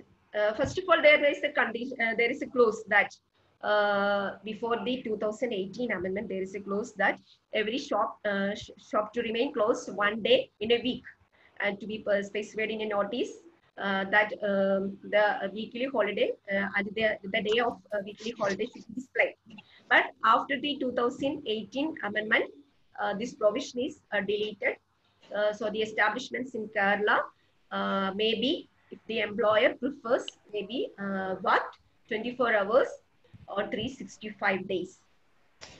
So the the holidays provisions of the employees. Every person to be allowed a holiday in each week. No holiday for an employee whose total period of employment in a week is less than 6 days. And this 6 days including any days spent on authorized leave. Leave with wages and the provisions relating to leave. After 12 months continuous service, 12 days in the subsequent period of 12 months. That is earned leave or privileged leave. If an employee completed 12 months of service for the subsequent period of 12 months, he is eligible for 12 days leave. And this earned leave can be accumulated up to maximum period of 24 days. And another sickness leave for 12 days, casual leave for 12 days, special leave for sterilization. That is for male staff, it is 6 days, and female, it is for 14 days. ഇനി shop act അല്ലാതെ വേറൊരു act കൂടി നമ്മുടെ commercial shops and commercial establishments സ്ഥാപനങ്ങൾക്ക് ബാധകമാവും. അതാണ് Kerala industrial establishment national and festival holidays act. There are 20 or more employees in such an establishment. An employee is eligible for 4 days national holidays and 9 days festival holidays. Total 13 holidays. അപ്പോ നമ്മൾ ഇപ്പോ discuss ചെയ്ത 12 earned leave, 12 sickness leave, 12 casual leave കൂടാണ്ട് 9 festival holidays and 4 national holidays ഒരു എംപ്ലോയിക്ക് eligible ആണ്. ഇനി then rate of wage during leave period equal to the average wages. And then the act prohibited the employment of certain persons. No child shall be allowed to work. As per this act, child is a person below the 14 years of age. ഇത് പറയുമ്പോൾ വേറൊരു act കൂടി ഉണ്ട്, juvenile justice act. നമ്മൾ കേട്ടിട്ടുണ്ടായിരിക്കും. ആക്ടിൽ ഒരു child അല്ലെങ്കിൽ ഒരു juvenile എന്ന് പറയുന്നത് 18 ഇയേഴ്സ് ഓഫ് ഏജിന് ബിലോ വരുന്നതാണ്. അപ്പൊ ഷോപ്പ് ആക്ടിൽ ചൈൽഡ് എന്ന് പറയുന്നത് 14 ഇയേഴ്സിൽ ബിലോ ആണെങ്കിലും നമ്മള് ഒരാളെ എംപ്ലോയ് ചെയ്യുമ്പോൾ ജുവനൈൽ ജസ്റ്റിസ് ആക്ട് പറയുന്ന പോലെ 18 ഇയേഴ്സിന് മുകളിലുള്ള ഒരു ജുവനൈലിനെ മാത്രമേ നമ്മൾ എംപ്ലോയ് ചെയ്യാൻ പാടുള്ളൂ. അല്ലെങ്കിൽ പോലീസ് കേസ് വരാനുള്ള സാധ്യത ഉണ്ട്. നമ്മുടെ ക്ലയൻസിനെ ഒക്കെ അഡ്വൈസ് ചെയ്യുമ്പോൾ ആ ഒരു രീതിയിൽ വേണം നമ്മൾ അഡ്വൈസ് ചെയ്യാൻ. Then no woman or any person below the age of 17 years allowed to work before 6 a.m. or after 9 p.m.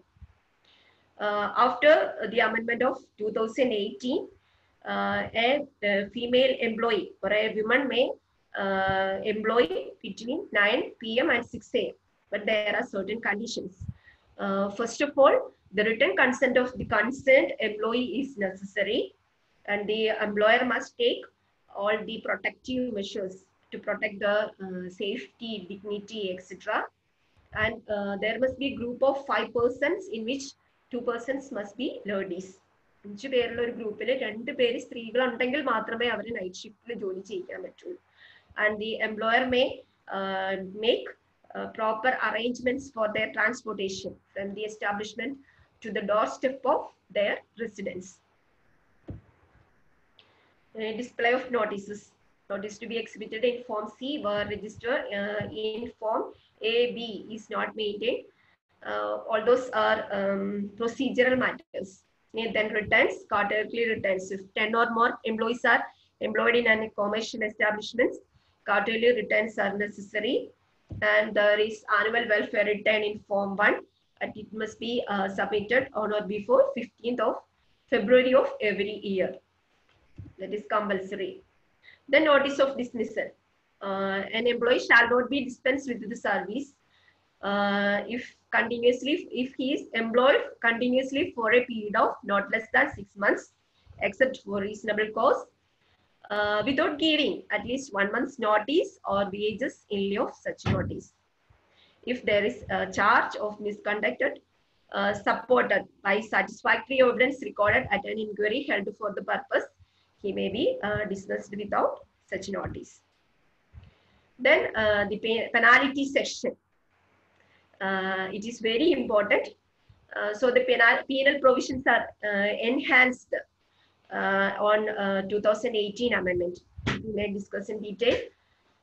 If the employer commits any breach relating to Section 5A, we already discussed that Section 5A is registration, renewal, and the exhibition of registration certificate.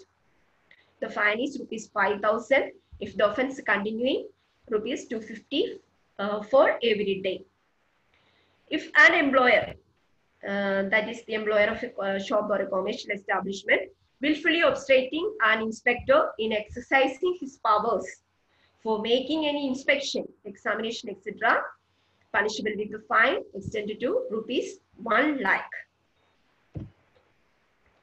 ₹50,000 as penalty. The following offences relating to the ₹50 as penalty. ഈ sections എല്ലാം നമ്മൾ already discuss ചെയ്തതാണ്. പക്ഷെ അതിന്റെ penal provisions എന്ന് പറയുന്നത് 50,000 രൂപയാണ്. 50,000 രൂപ പെനാലിറ്റി വരുന്ന പ്രൊവിഷൻസ് ആണ്. നമ്മൾ ഓൾറെഡി ഡിസ്കസ് ചെയ്ത എല്ലാ പ്രൊവിഷൻസിൻ്റെ അകത്തുണ്ട്. Extra wages four over time, prohibition of employment of children, prohibition of employment of women during night hours without their consent, to produce registers or records, and maintenance of registers. Penalty. If there is any violation of such sections or provisions, the penalty must be ₹50,000. ₹1 lakh for first offence and ₹2 lakh for second and subsequent offence. These sections are daily and weekly hours. We already discussed it is 8 hours. Interval for rest 1 hour, spread over 10.5 hours, opening and closing of shops, weekly holidays, leave with wages, especially for sterilization, wages during leave period, notice of dismissal, cleanliness, ventilation and lighting, precaution against fire. Appointment letter in Form BC, retaining education certificate, service certificate in Form BE, hostel facilities, seating facilities. There is any violation of these sections, the penalty must be 1 lakh for first offense and 2 lakh for second and subsequent offense.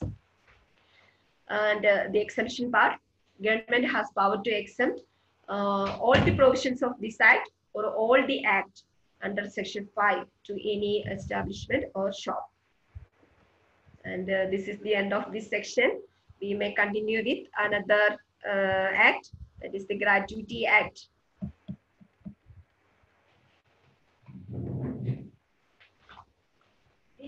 Gratuity.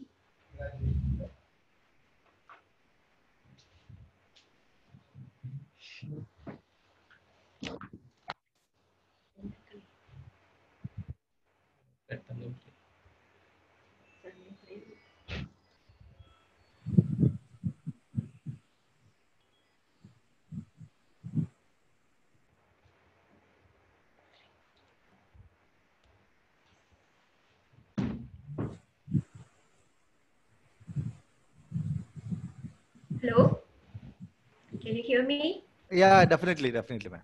Payment of Gratuity Act 1972. This act applies to all factories, mine, oil field, plantation, port and railway company, and all shops and commercial establishments in which 10 or more persons are employed on any day. First of all, we note that we may not on any day. In the financial year, ഏതെങ്കിലും ഒരു ദിവസം 10 or more employees വന്നു കഴിഞ്ഞാൽ such establishment ഈ act ബാധകമായിരിക്കും. Once covered, covered forever. A shop or establishment, once covered, will continue to be covered forever. That means if the number of employees reduced to 1, this act is applicable to that establishment also. And gratuity payable. In which circumstances gratuity payable to an employee? First of all, superannuation, then retirement, resignation, death or disablement.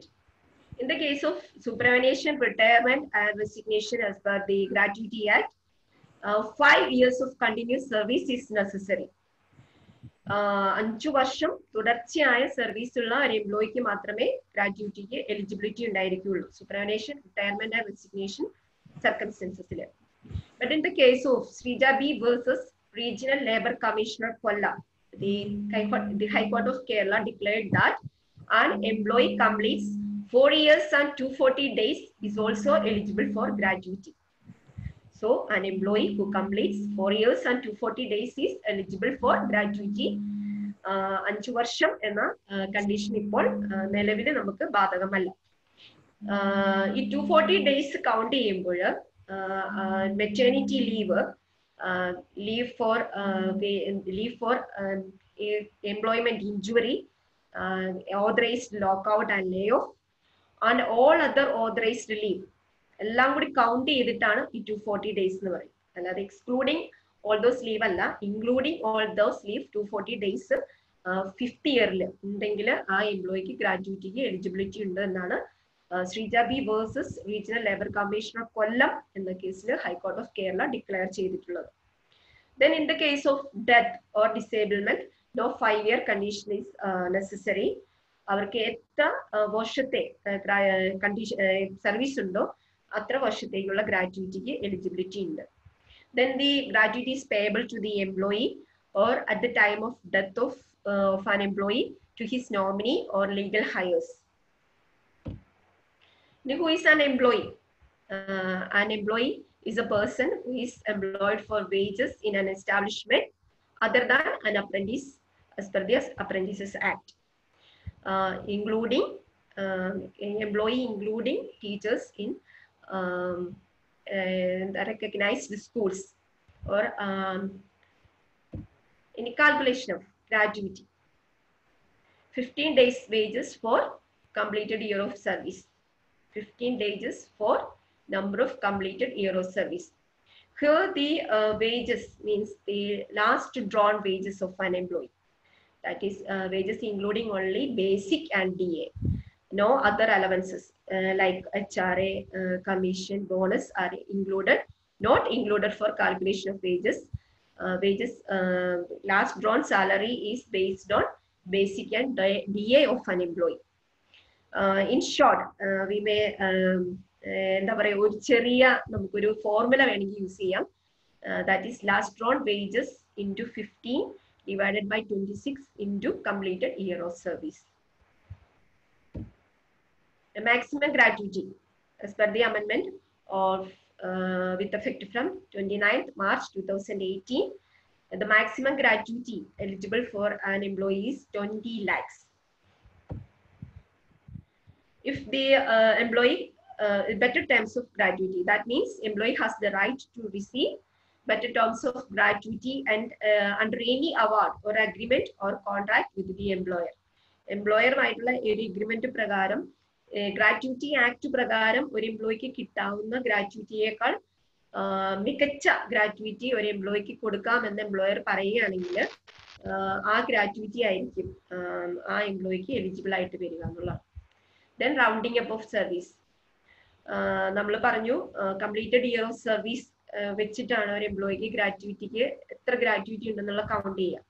If the service of an employees in excess of 6 months, it to be treated as 1 full year.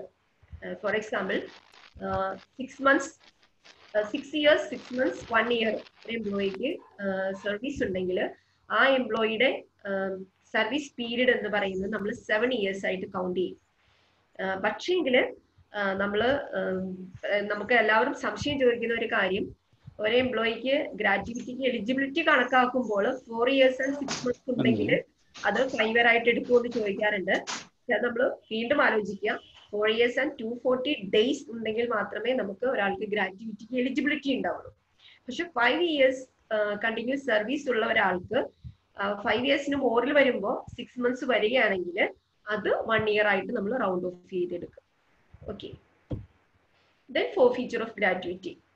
The gratuity of an employee may be forfeited partially or wholly. There are conditions.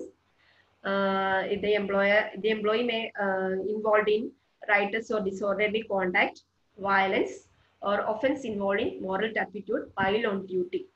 ഇതിലെ ഏറ്റവും പ്രധാനപ്പെട്ട കാര്യം, ഈ employee duty കഴിഞ്ഞിട്ട് വെളിയിൽ പോയിട്ട് even ഒരു മർഡറിലാണ് accused ആകുന്നെങ്കിൽ പോലും ആളുടെ ഗ്രാറ്റുവിറ്റി ഫോർഫിറ്റ് ചെയ്യാനുള്ള പ്രൊവിഷൻസ് ഇല്ല. Offense involving moral turpitude while on duty. It is a crucial provision.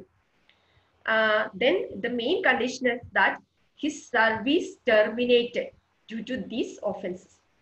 അതായത് ഈ എംപ്ലോയിയുടെ സർവീസ് ഈ ഒരു കാരണം കൊണ്ട്, നമ്മൾ എന്ത് കാരണത്താലാണോ ഗ്രാറ്റുവിറ്റി ഫോർഫിറ്റ് ചെയ്യുന്നത് ആ ഒരു കാരണം കൊണ്ട് എംപ്ലോയിയുടെ ഗ്രാറ്റുവിറ്റി തടഞ്ഞു വെക്കണമെങ്കിൽ ആ എംപ്ലോയിയുടെ സർവീസ് നമ്മൾ പ്രോപ്പറായിട്ട് ഡൊമസ്റ്റിക് എൻക്വയറി നടത്തി ആളെ സർവീസിൽ നിന്നും ടെർമിനേറ്റ് ചെയ്തിട്ടുണ്ടെങ്കിൽ മാത്രമേ നമുക്ക് ആളുടെ ഗ്രാറ്റുവിറ്റി ഫോർഫിറ്റ് ചെയ്യാൻ സാധിക്കുകയുള്ളൂ.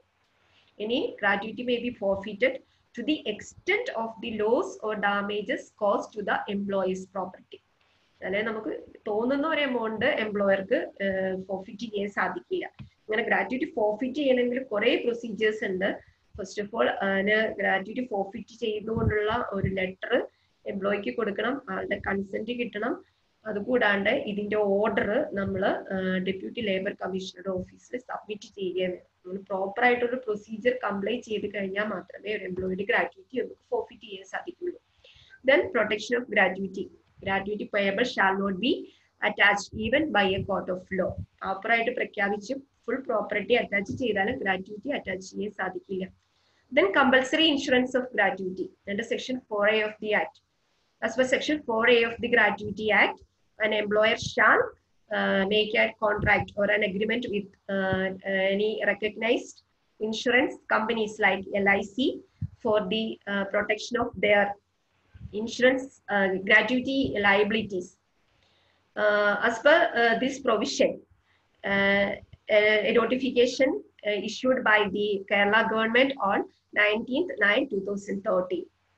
So all the establishments covered under Gratuity Act in Kerala is liable to make a gratuity agreement with any insurance companies like LIC.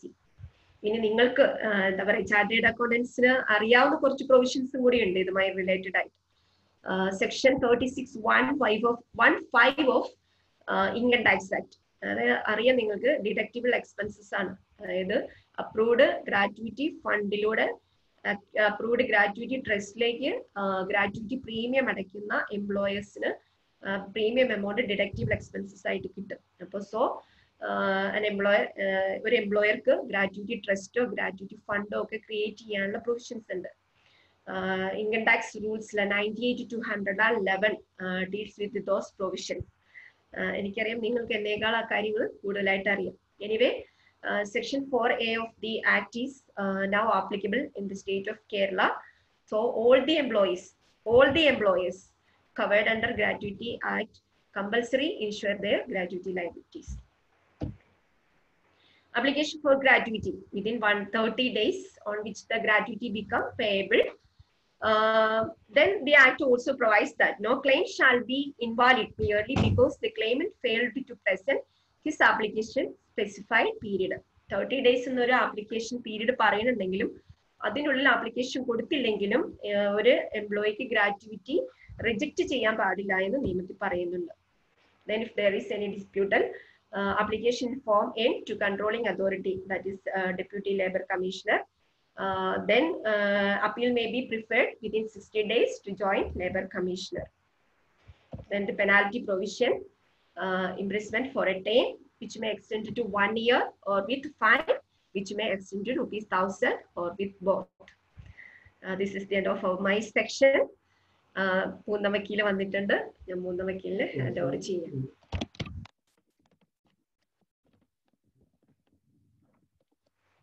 I think നമ്മുടെ സമയമായി. Sir. എങ്ങനെ വൈൻഡപ്പ് ചെയ്യാം? Sir, thank you very much for your wonderful presentation, Mohan sir and Teresa madam, and enlightening our members regarding the labor laws with I think which is very critical.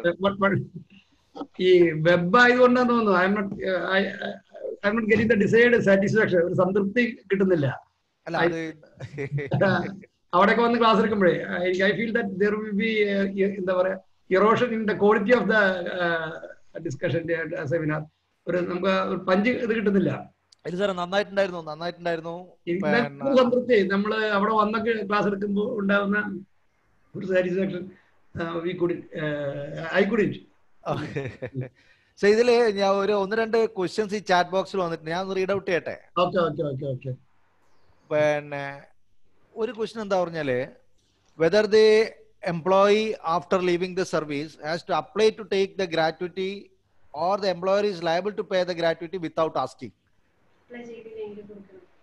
ഇങ്ങനെയാണ് പറയുന്നത്. അങ്ങനെ ഒരു provision ഉണ്ട് apply ചെയ്യണമെന്ന്. പക്ഷെ എല്ലാ കോടതി വിധികളും പറയുന്നത് application it is the liability of the employer to disburse gratuity within the time limit തന്നെയാണ് പറയുന്നത്. Only because the employee failed to apply, she will not be disqualified. She cannot be denied the gratuity. Okay, right, sir, right. That is the duty of the employer. Okay. Any question from our members? Any question? നിങ്ങൾ ഒന്ന് unmute ചെയ്തിട്ട് direct ആയിട്ട് ചോദിക്കുക, അതല്ലെങ്കിൽ chat ബോക്സിലേക്ക് ഇടാം. ഒരു 5 more minutes. Any questions? Sir, നമസ്കാരം. സാർ, ഒരു ക്വസ്റ്റ്യൻ എന്താ വെച്ച് കഴിഞ്ഞാൽ, ഒരു പാർട്ണർഷിപ്പ് ഫേം 4 പേര് കൂടിയുള്ള പാർട്ണർഷിപ്പ് ഫേം അവർ സ്വന്തമായിട്ടൊരു ബിൽഡിംഗ് എടുക്കുന്നു. അത് റെന്റിന് കൊടുക്കാനാണ്. അപ്പൊ ഈ കൺസ്ട്രക്ഷൻ അവർ സ്വന്തമായിട്ടാണ് ചെയ്യുന്നത്. അപ്പൊ ആ പീരീഡിൽ ആപ്ലിക്കബിൾ ആവുമോ? ആ പീരീഡില് ESI ആപ്ലിക്കബിലിറ്റി, EPF ആപ്ലിക്കബിലിറ്റി ഉണ്ടാകുമോ എന്നുള്ളത്? ESI, EPF 4 പേര് കൂടെ ചേർന്ന് ഒരു കെട്ടിടം പണിയുന്നു വാടകയ്ക്ക് കൊടുക്കാൻ വേണ്ടി അല്ലേ? യെസ്. അത് ടെക്നിക്കലി അവിടെ ഒരു ഓപ്പറേഷൻ ഒരു പ്രീ ഓപ്പറേറ്റീവ് ആക്ടിവിറ്റി അല്ലേ, അവിടെ സ്ഥാപനമായിട്ടില്ലല്ലോ. ഇല്ല. അതുകൊണ്ട് അതിന് ESI EPF കവറേജ് വരില്ല. അവിടെ ഒരു ആക്ടിവിറ്റി വേണ്ടേ, എസ്റ്റാബ്ലിഷ്മെന്റ് ആവണ്ടേ. ഒന്നുകിൽ ഫാക്ടറി ആവണം, എസ്റ്റാബ്ലിഷ്മെന്റ് ആവണം. ഇത് കൺസ്ട്രക്ഷൻ അല്ലേ. പക്ഷെ എന്നാലും EPF കാർക്ക് അത് അവിടെ 20 പേരുണ്ടെങ്കിൽ കവറേജ് വരുമെന്ന തെറ്റായ ഒരു നിലപാടൊക്കെ എടുക്കാറുണ്ട്. ബട്ട് മൈ ഫീലിംഗ്സ് അത് വരില്ല. പിന്നെ ആ എംപ്ലോയർക്ക് 20 പേര് അല്ല, ഈ സ്ഥാപനത്തിൽ 20 റെഗുലർ എംപ്ലോയി വന്നാൽ വരും കേട്ടോ. അത് വരും. എന്താ ESI ഒരിക്കലും വരില്ല, അവരങ്ങനെ ഇൻസിസ്റ്റ് ചെയ്യില്ല. Only after the first sale bill എന്നൊക്കെയാണ് അവർ പറയുന്നത്. സെയിൽ ബില്ല് വേണം, അതല്ലെങ്കിൽ ട്രയൽ പ്രൊഡക്ഷൻ വേണം, ഫാക്ടറി ആണെങ്കിൽ. ഷോപ്പാണെങ്കിൽ ബില്ല് വേണം, ഫസ്റ്റ് ബില്ല്. അപ്പോഴാണ് അവർ ഒരു എസ്റ്റാബ്ലിഷ്മെന്റ് ആയിട്ട് കണക്കാക്കുള്ളൂ, ഓൺലി. അതർവൈസ് ഒരു പ്രീ ഓപ്പറേറ്റീവ് ആക്ടിവിറ്റീസ് ആണത്. സാർ അതുപോലെ ഈ നമ്മുടെ ഈ ചാർട്ടേഡ് അക്കൗണ്ട്സ് ഫേമിന് ഈ shop and establishment act applicable ആണെന്നോ അല്ലല്ലോ അല്ലേ? അല്ല, കോടതി വിധികളുണ്ട്, കേരള ഹൈക്കോടതിയിൽ അടക്കം വിധികളുണ്ട്. അതെ. അപ്പൊ റീസെന്റ് ആയിട്ട് ഒരു വർഷം മുന്നേ ലേബർ ആൾക്കാർക്ക് ചാർട്ടേഡ് അക്കൗണ്ട് ഓഫീസിലൊക്കെ കയറി, അതായത് നിങ്ങൾ മിനിമം വേജസ് ഉണ്ടോ, അപ്പൊ നമ്മുടെ ഒരു ഇതെന്താ പറഞ്ഞ ട്രെയിനീസ് ഉണ്ടാവും, കാരണം അവര് പഠിക്കാൻ വേണ്ടി വരുന്നതാണ്. ഞാൻ ആക്ച്വലി കാര്യം എനിക്ക് മനസ്സിലായി, സമയമില്ലാത്തതുകൊണ്ട് ഞാൻ കയറി ഇടപെടുക. അതായത് 2014 എന്റെ ഓർമ്മ, സംസ്ഥാന ഗവൺമെന്റ് ചാർട്ടേഡ് അക്കൗണ്ടന്റുമാരുടെ ഓഫീസിലേക്ക് മിനിമം വേജസ് ആക്ട് പ്രകാരമുള്ള വേജസ് നോട്ടിഫൈ ചെയ്തു. ഓക്കെ, ചാർട്ടേഡ് അക്കൗണ്ടന്റിന്റെ ഓഫീസിൽ ജീവനക്കാർക്ക്. പക്ഷേ ആ നോട്ടിഫിക്കേഷനെ നമ്മുടെ ഹൈക്കോടതിയിൽ ചലഞ്ച് ചെയ്തു. ആ ഹൈക്കോടതി അത് സ്റ്റേ ചെയ്തിട്ടുണ്ട്. ഇതുവരെ ഹിയറിങ്ങിന് വിളിച്ചിട്ടില്ല. ഞാൻ അഡ്വക്കേറ്റ് KP ബെന്നിയാണത് അപ്പിയർ ചെയ്യുന്നത്. അദ്ദേഹത്തോട് ഞാൻ ചോദിക്കാറുണ്ട്. അപ്പൊ അദ്ദേഹം പറയുന്നത് ആർക്കും താല്പര്യമില്ല, തൃശ്ശൂരിലുള്ള ഒഫീഷ്യൽ ഫോറം അല്ല, ചാർട്ടേഡ് അക്കൗണ്ടന്റ്മാരുടെ നിങ്ങളുടെ ഇൻസ്റ്റിറ്റ്യൂട്ട് ഒന്നല്ല, ഏതൊരു ക്ലബ്ബാ മറ്റോണ് വന്നത്, ഒരാളുടെ പേരൊക്കെ പറഞ്ഞു. But I think they are not at all interested. അദ്ദേഹം അവരെ കോൺടാക്ട് ചെയ്യാൻ ശ്രമിച്ചു, ആരും താല്പര്യമില്ല. അപ്പം ഞാൻ അതുകൊണ്ട് അത് അപ്പിയർ ചെയ്യില്ല എന്ന ഒരു നിലപാടെടുത്തു. എൻ്റെ ഒരു സീരിയസ് ആയിട്ടുള്ള request, if you are seriously contesting the matter, അത് ആ അഡ്വക്കേറ്റിനെ കാണുക, അത് പെർസ്യൂ ചെയ്യുക. അതർവൈസ് അപകടമാണ് അത്. എൻ്റെ ഒക്കെ ഉറച്ച വിശ്വാസം നിങ്ങൾക്ക് അപ്ലിക്കബിൾ ആക്കാൻ കഴിയില്ല എന്നുള്ളതാണ്. നല്ല കേസാണ് നമ്മുടെ. അപ്പൊ ആരും അത് ശ്രദ്ധിക്കുന്നില്ല. നോബഡി അന്നത്തെ ഒരു ആവേശത്തിന് സംഭരിക്കുകയും എന്നാണ് അദ്ദേഹം പറഞ്ഞത്. അപ്പോൾ ആരെങ്കിലും അത് ഒന്ന് ടേക്കപ്പ് ചെയ്യുന്നത് നല്ലതാണ്. ഞാൻ അഡ്വക്കേറ്റിന് കോൺടാക്ട് നമ്പറൊക്കെ തരാം. ഇപ്പോൾ ഓൾറെഡി അദ്ദേഹത്തിന് പേയ്മെന്റ് അത്യാവശ്യം കൊടുത്തു കാണും. പേയ്മെന്റ് ഒന്നും അത്ര അതൊന്നും കാര്യമായിട്ട് അറിയില്ല. അല്ലെങ്കിൽ അത് വരും, അപ്പൊ പിന്നെ ലേബർ ഓഫീസർമാർ വരും, ബുദ്ധിമുട്ടാണ്. പിന്നെ അവർക്ക് കൺട്രോൾ ആവും. ഇപ്പൊ ഷോപ്പ് ആക്ട് ബാധകമല്ല എന്ന് പറഞ്ഞു, പക്ഷേ മിനിമം ആക്ട് ബാധകമാവണമെങ്കിൽ ആ നോട്ടിഫിക്കേഷൻ ഹൈക്കോടതി അപ്ഹോൾഡ് ചെയ്യണം. അപ്പൊ ബെറ്റർ. അപ്പൊ അത് പേഴ്സ് ചെയ്യാൻ മറക്കരുത്, ശ്രദ്ധിക്കണം, നമുക്ക് സീരിയസ് ആയിട്ട് എടുക്കണം. ഓക്കെ, അതാണ് ആ വിഷയം. പിന്നെന്താ ചോദിക്കാനുള്ളത്? അതുകൊണ്ടാണ് ലേബർ ഓഫീസർ വന്നിട്ട് അദ്ദേഹത്തിന് അറിയില്ല. You should produce the stay order issued by the high court of Kerala. Right. അപ്പൊ ഇതിൽ ഈ നമ്മുടെ ഈ ട്രെയിനീസ് ആയിട്ട് പഠിക്കാൻ വരുന്ന, ഇൻ കേസ് അവർ വന്നു കഴിഞ്ഞാൽ തന്നെ ഈ ട്രെയിനീസ് ആയിട്ട് പഠിക്കാൻ വരുന്നവരുണ്ട്, നമ്മുടെ ആർട്ടിക്കിൾസ് ഉണ്ട്. അപ്പൊ അവരെല്ലാം ഒരു സ്റ്റാൻഡ് എന്തായിരിക്കും ശരിക്കും? ഈ നമ്മളിപ്പോ if you want to defend, if anybody is coming, how we should have to defend the stay order? ധൈര്യമായിട്ട് പറയല്ലോ, it is stayed by the high court. അവർക്ക് ജൂറിസ്ഡിക്ഷൻ ഇല്ലല്ലോ, ഇൻസിസ്റ്റ് ചെയ്യാൻ കഴിയില്ല. ആ ഓർഡറിന്റെ ഒരു കോപ്പിയെങ്കിലും ഉണ്ടെങ്കിൽ നന്നായിരുന്നു. ആ notification itself has been stayed by the high court. അതൊന്ന്. ഇനി രണ്ടാമത്, ഇനി അഥവാ അപ്ഹോൾഡ് ചെയ്യാണ്, നോട്ടിഫിക്കേഷൻ അപ്ഹോൾഡ് ചെയ്യാണ് എന്ന് അങ്ങനെ ഒന്ന് വിഷ്വലൈസ് ചെയ്യുക. അങ്ങനെയാണെങ്കിലും നിങ്ങളുടെ article will not come under the definition of an employee. കാരണം അത് അവരുടെ കരിക്കുലത്തിന്റെ ഭാഗമായിട്ടല്ലേ attending your office. They are statutory trainees. They are being paid some amount that also reimbursed by your council. I think that is what I could understand from your people. ന്യായമില്ല. അവര് learners ആണ് in all respect. അതുകൊണ്ട് പക്ഷേ ഈ നിങ്ങൾക്ക് ആ permitted ആർട്ടിക്കിളിന്റെ കാര്യം മാത്രം exemption ലഭിക്കാൻ സാധ്യതയുള്ളൂ. മറ്റ് ട്രെയിനീസ് ഉണ്ടല്ലോ, സ്റ്റാഫ്, അവർക്കൊന്നും ഉണ്ടാവില്ല. ഓഫീസ് സ്റ്റാഫ്, ട്രെയിനീസ്, അവർക്ക് ഈ ടാക്സ് ഒക്കെ പഠിക്കാൻ വേണ്ടി വരുന്ന ആൾക്ക് ഉണ്ടാവാൻ സാധ്യതയുണ്ട്. ട്രെയിനീസ് എന്ന് പറഞ്ഞു കഴിഞ്ഞാൽ അവര് പഠിക്കാൻ തന്നെ വരുന്നത്, കാരണം അവർക്ക് സ്റ്റാറ്റ്യൂട്ടറി പ്രൊട്ടക്ഷൻ ഒന്നും ഇല്ലല്ലോ. അപ്പൊ അങ്ങനെയാണെങ്കിൽ എല്ലാവരും എല്ലാ ജീവനക്കാരെയും ട്രെയിൻ എന്ന് പറയും. അതിന് വേണ്ടത്ര സംരക്ഷണം കിട്ടില്ല. ബെറ്റർ അത് മറ്റേ നിങ്ങളുടെ ഇൻസ്റ്റിറ്റ്യൂട്ട് ആരെ റെക്കഗ്നൈസ് ചെയ്യുന്നുണ്ടല്ലോ, അവർ ആ ആർട്ടിക്കിൾസിന് മാത്രമേ ഉള്ളൂ പ്രൊട്ടക്ഷൻ, മറ്റവർക്ക് കിട്ടില്ല. എന്തായാലും നിങ്ങൾ അത് കേസ് പ്രോസിക്യൂട്ട് ചെയ്യേണ്ട കാര്യം നോക്കിക്കോളൂ. അതൊരു ഇമ്പോർട്ടന്റ് ആയിട്ടുള്ള ഒരു കാര്യമാണ് അല്ലേ? അതെ, പിന്നെ എല്ലാവരും ബാധിക്കുന്ന വിഷയമല്ല അത്. Very good, sir. Thank you. Any query from any members or participants, please? We are going to wind up. Any query? ഈ ലോക്ക്ഡൌൺ വേജസിനെ കുറിച്ചൊന്നും ആർക്കും ഒരു സംശയമൊന്നുമില്ലല്ലോ. അതിപ്പോ നമ്മുടെ ലോക്ക്ഡൌൺ പീരീഡിൽ ജോലിക്ക് വന്നില്ലെങ്കിലും സാലറി കൊടുക്കണം എന്നൊക്കെ പറഞ്ഞ് ഗവൺമെന്റിന്റെ ഉത്തരവുകളൊക്കെ നിങ്ങൾ പത്രത്തിലൊക്കെ വായിച്ചു കാണും. അങ്ങനെ കുറി ഉണ്ടോ നിങ്ങളുടെ ക്ലയൻസിന്റെ ഭാഗത്ത് കുറി കിട്ടിയിരുന്നോ? പക്ഷെ സുപ്രീം കോർട്ട് അത് സ്റ്റേ ചെയ്തില്ല അങ്ങനെയുള്ള നോട്ടിഫിക്കേഷൻസ് അല്ലേ? അല്ല, സ്റ്റേഡ് ഒന്നല്ല. സുപ്രീം കോടതി പറഞ്ഞത് കൊയേഴ്സീവ് ആക്ഷൻ എടുക്കാൻ പാടില്ല എന്നാണ് പറഞ്ഞത്. 12-ാം തീയതി ആയിരുന്നു ലാസ്റ്റ് ഹിയറിംഗ്. ഇനി ജൂലൈ ലാസ്റ്റിലേക്കാണ് ഇത് വെച്ചിട്ടുള്ളത്. സുപ്രീം കോടതി ആ ഒരു ഡിലമ്മയിലാണ്. ഇതിപ്പോ എംപ്ലോയേഴ്സിന് പറയുന്ന കാര്യത്തിന് വളരെ റീസണബിൾ ആണ്.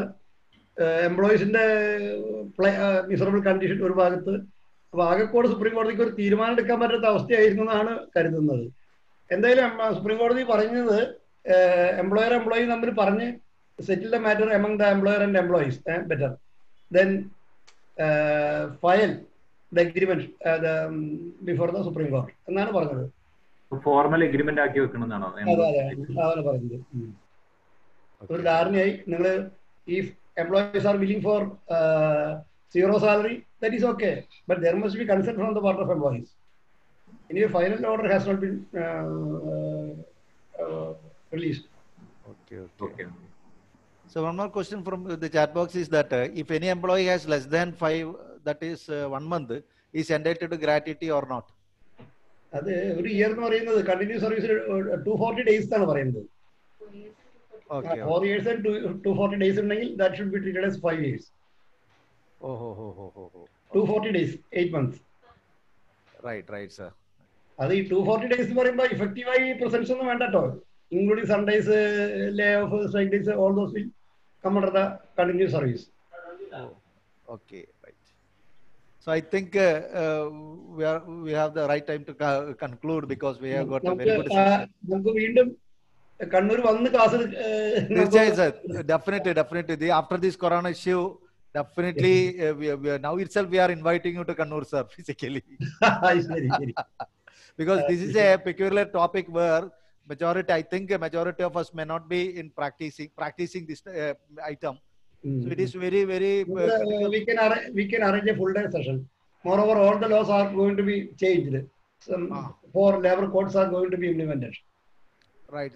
Almost ഈ പ്രൊവിഷനൊക്കെ തന്നെയാണ് കേട്ടോ. നമ്മൾ ഈ കേട്ടതൊന്നും വേസ്റ്റ് ആയി എന്ന് കരുതണ്ട. ഇതൊക്കെ തന്നെയാണ് പുതിയ കോഡിലും വരുന്നത്. Wage code, occupational safety code, industrial relations code, അങ്ങനെ 4 കോഡാണ് വരുന്നത്. അതിൽ വേജ് കോഡ് ഓൾറെഡി നിയമമായി കഴിഞ്ഞു. വേജ് കോഡ്, അതായത് അപ്പം വേജ് കോഡ് വന്നാൽ മിനിമം വേജ് ആക്ട് ഇല്ലാതെയാവും, പേയ്മെന്റ് ഓഫ് വേജ് ആക്ട് ഇല്ലാതെയാവും, ബോണസ് ആക്ട് ഇല്ലാതെയാവും, ഈക്വൽ റിമ്യൂണറേഷൻ ആക്ട് ഇല്ലാതെയാവും. വേജ് കോഡ് വന്നാൽ ആക്ട് ആയി കഴിഞ്ഞു, പക്ഷെ റൂൾ ആയിട്ടില്ല. അതുകൊണ്ട് അത് ഇഫക്റ്റീവ് ആയിട്ടില്ല. ഇനി ഒരു formal declaration of the date from which it will be in force, ആ ഒരു പ്രൊസീജിയർ മാത്രമേ ഉള്ളൂ. ബാക്കി everything is over. Wage code. So the last one question is in the chat box. Can EPF return can be revised? EPF return, I think easier ആണോ ഉദ്ദേശിക്കുന്നത്? Monthly അതായിരിക്കും അല്ലേ? They can file a supplementary ECR, that is what is known as ECR. Regarding the contributions to be paid by an establishment. That can be revised. That can a supplementary return can be filed. Right. So very thank you, sir, for sparing your time even in this lockdown situation. And I am also thanking Teresa Madam also because for her excellent presentation on Shop and Establishment Act. And she told that it is not applicable for the chartered accountants. So whether my question again is that the working hour 8 hours working is applicable for chartered accountant. She has given some calculation for working hours and everything. Anyway, very thank you on behalf of all the members present here. And for the official thanking, I'm inviting our own member Srijit from Taliseri to propose the vote of thanks. Good evening, everybody, and respected the chairman of the Kannur branch and Jayaprakash, Secretary Reggie, and other executive members. This is a wonderful virtual CPS meeting today. It's a very relevant topic. We got an understanding on the relevant topic on subject of ESI, PF, gratuity, minimum wages, and the Shop and Establishment Act. And on behalf of the Kannur branch, I'm thanking to Advocate Mukundan sir and Teresa Madam and all the members of the Kannur branch and Kanyanad branch, Kanyanad area members of Kanyanad and other members joined this meeting. And thank all the members of the members joined the meeting. And also the executive committee, I'm thanking you for the conducting such a wonderful CP meeting. Thank you all. Okay. Thank you, sir. Thank you very much. Thank you. Thank you all. Okay.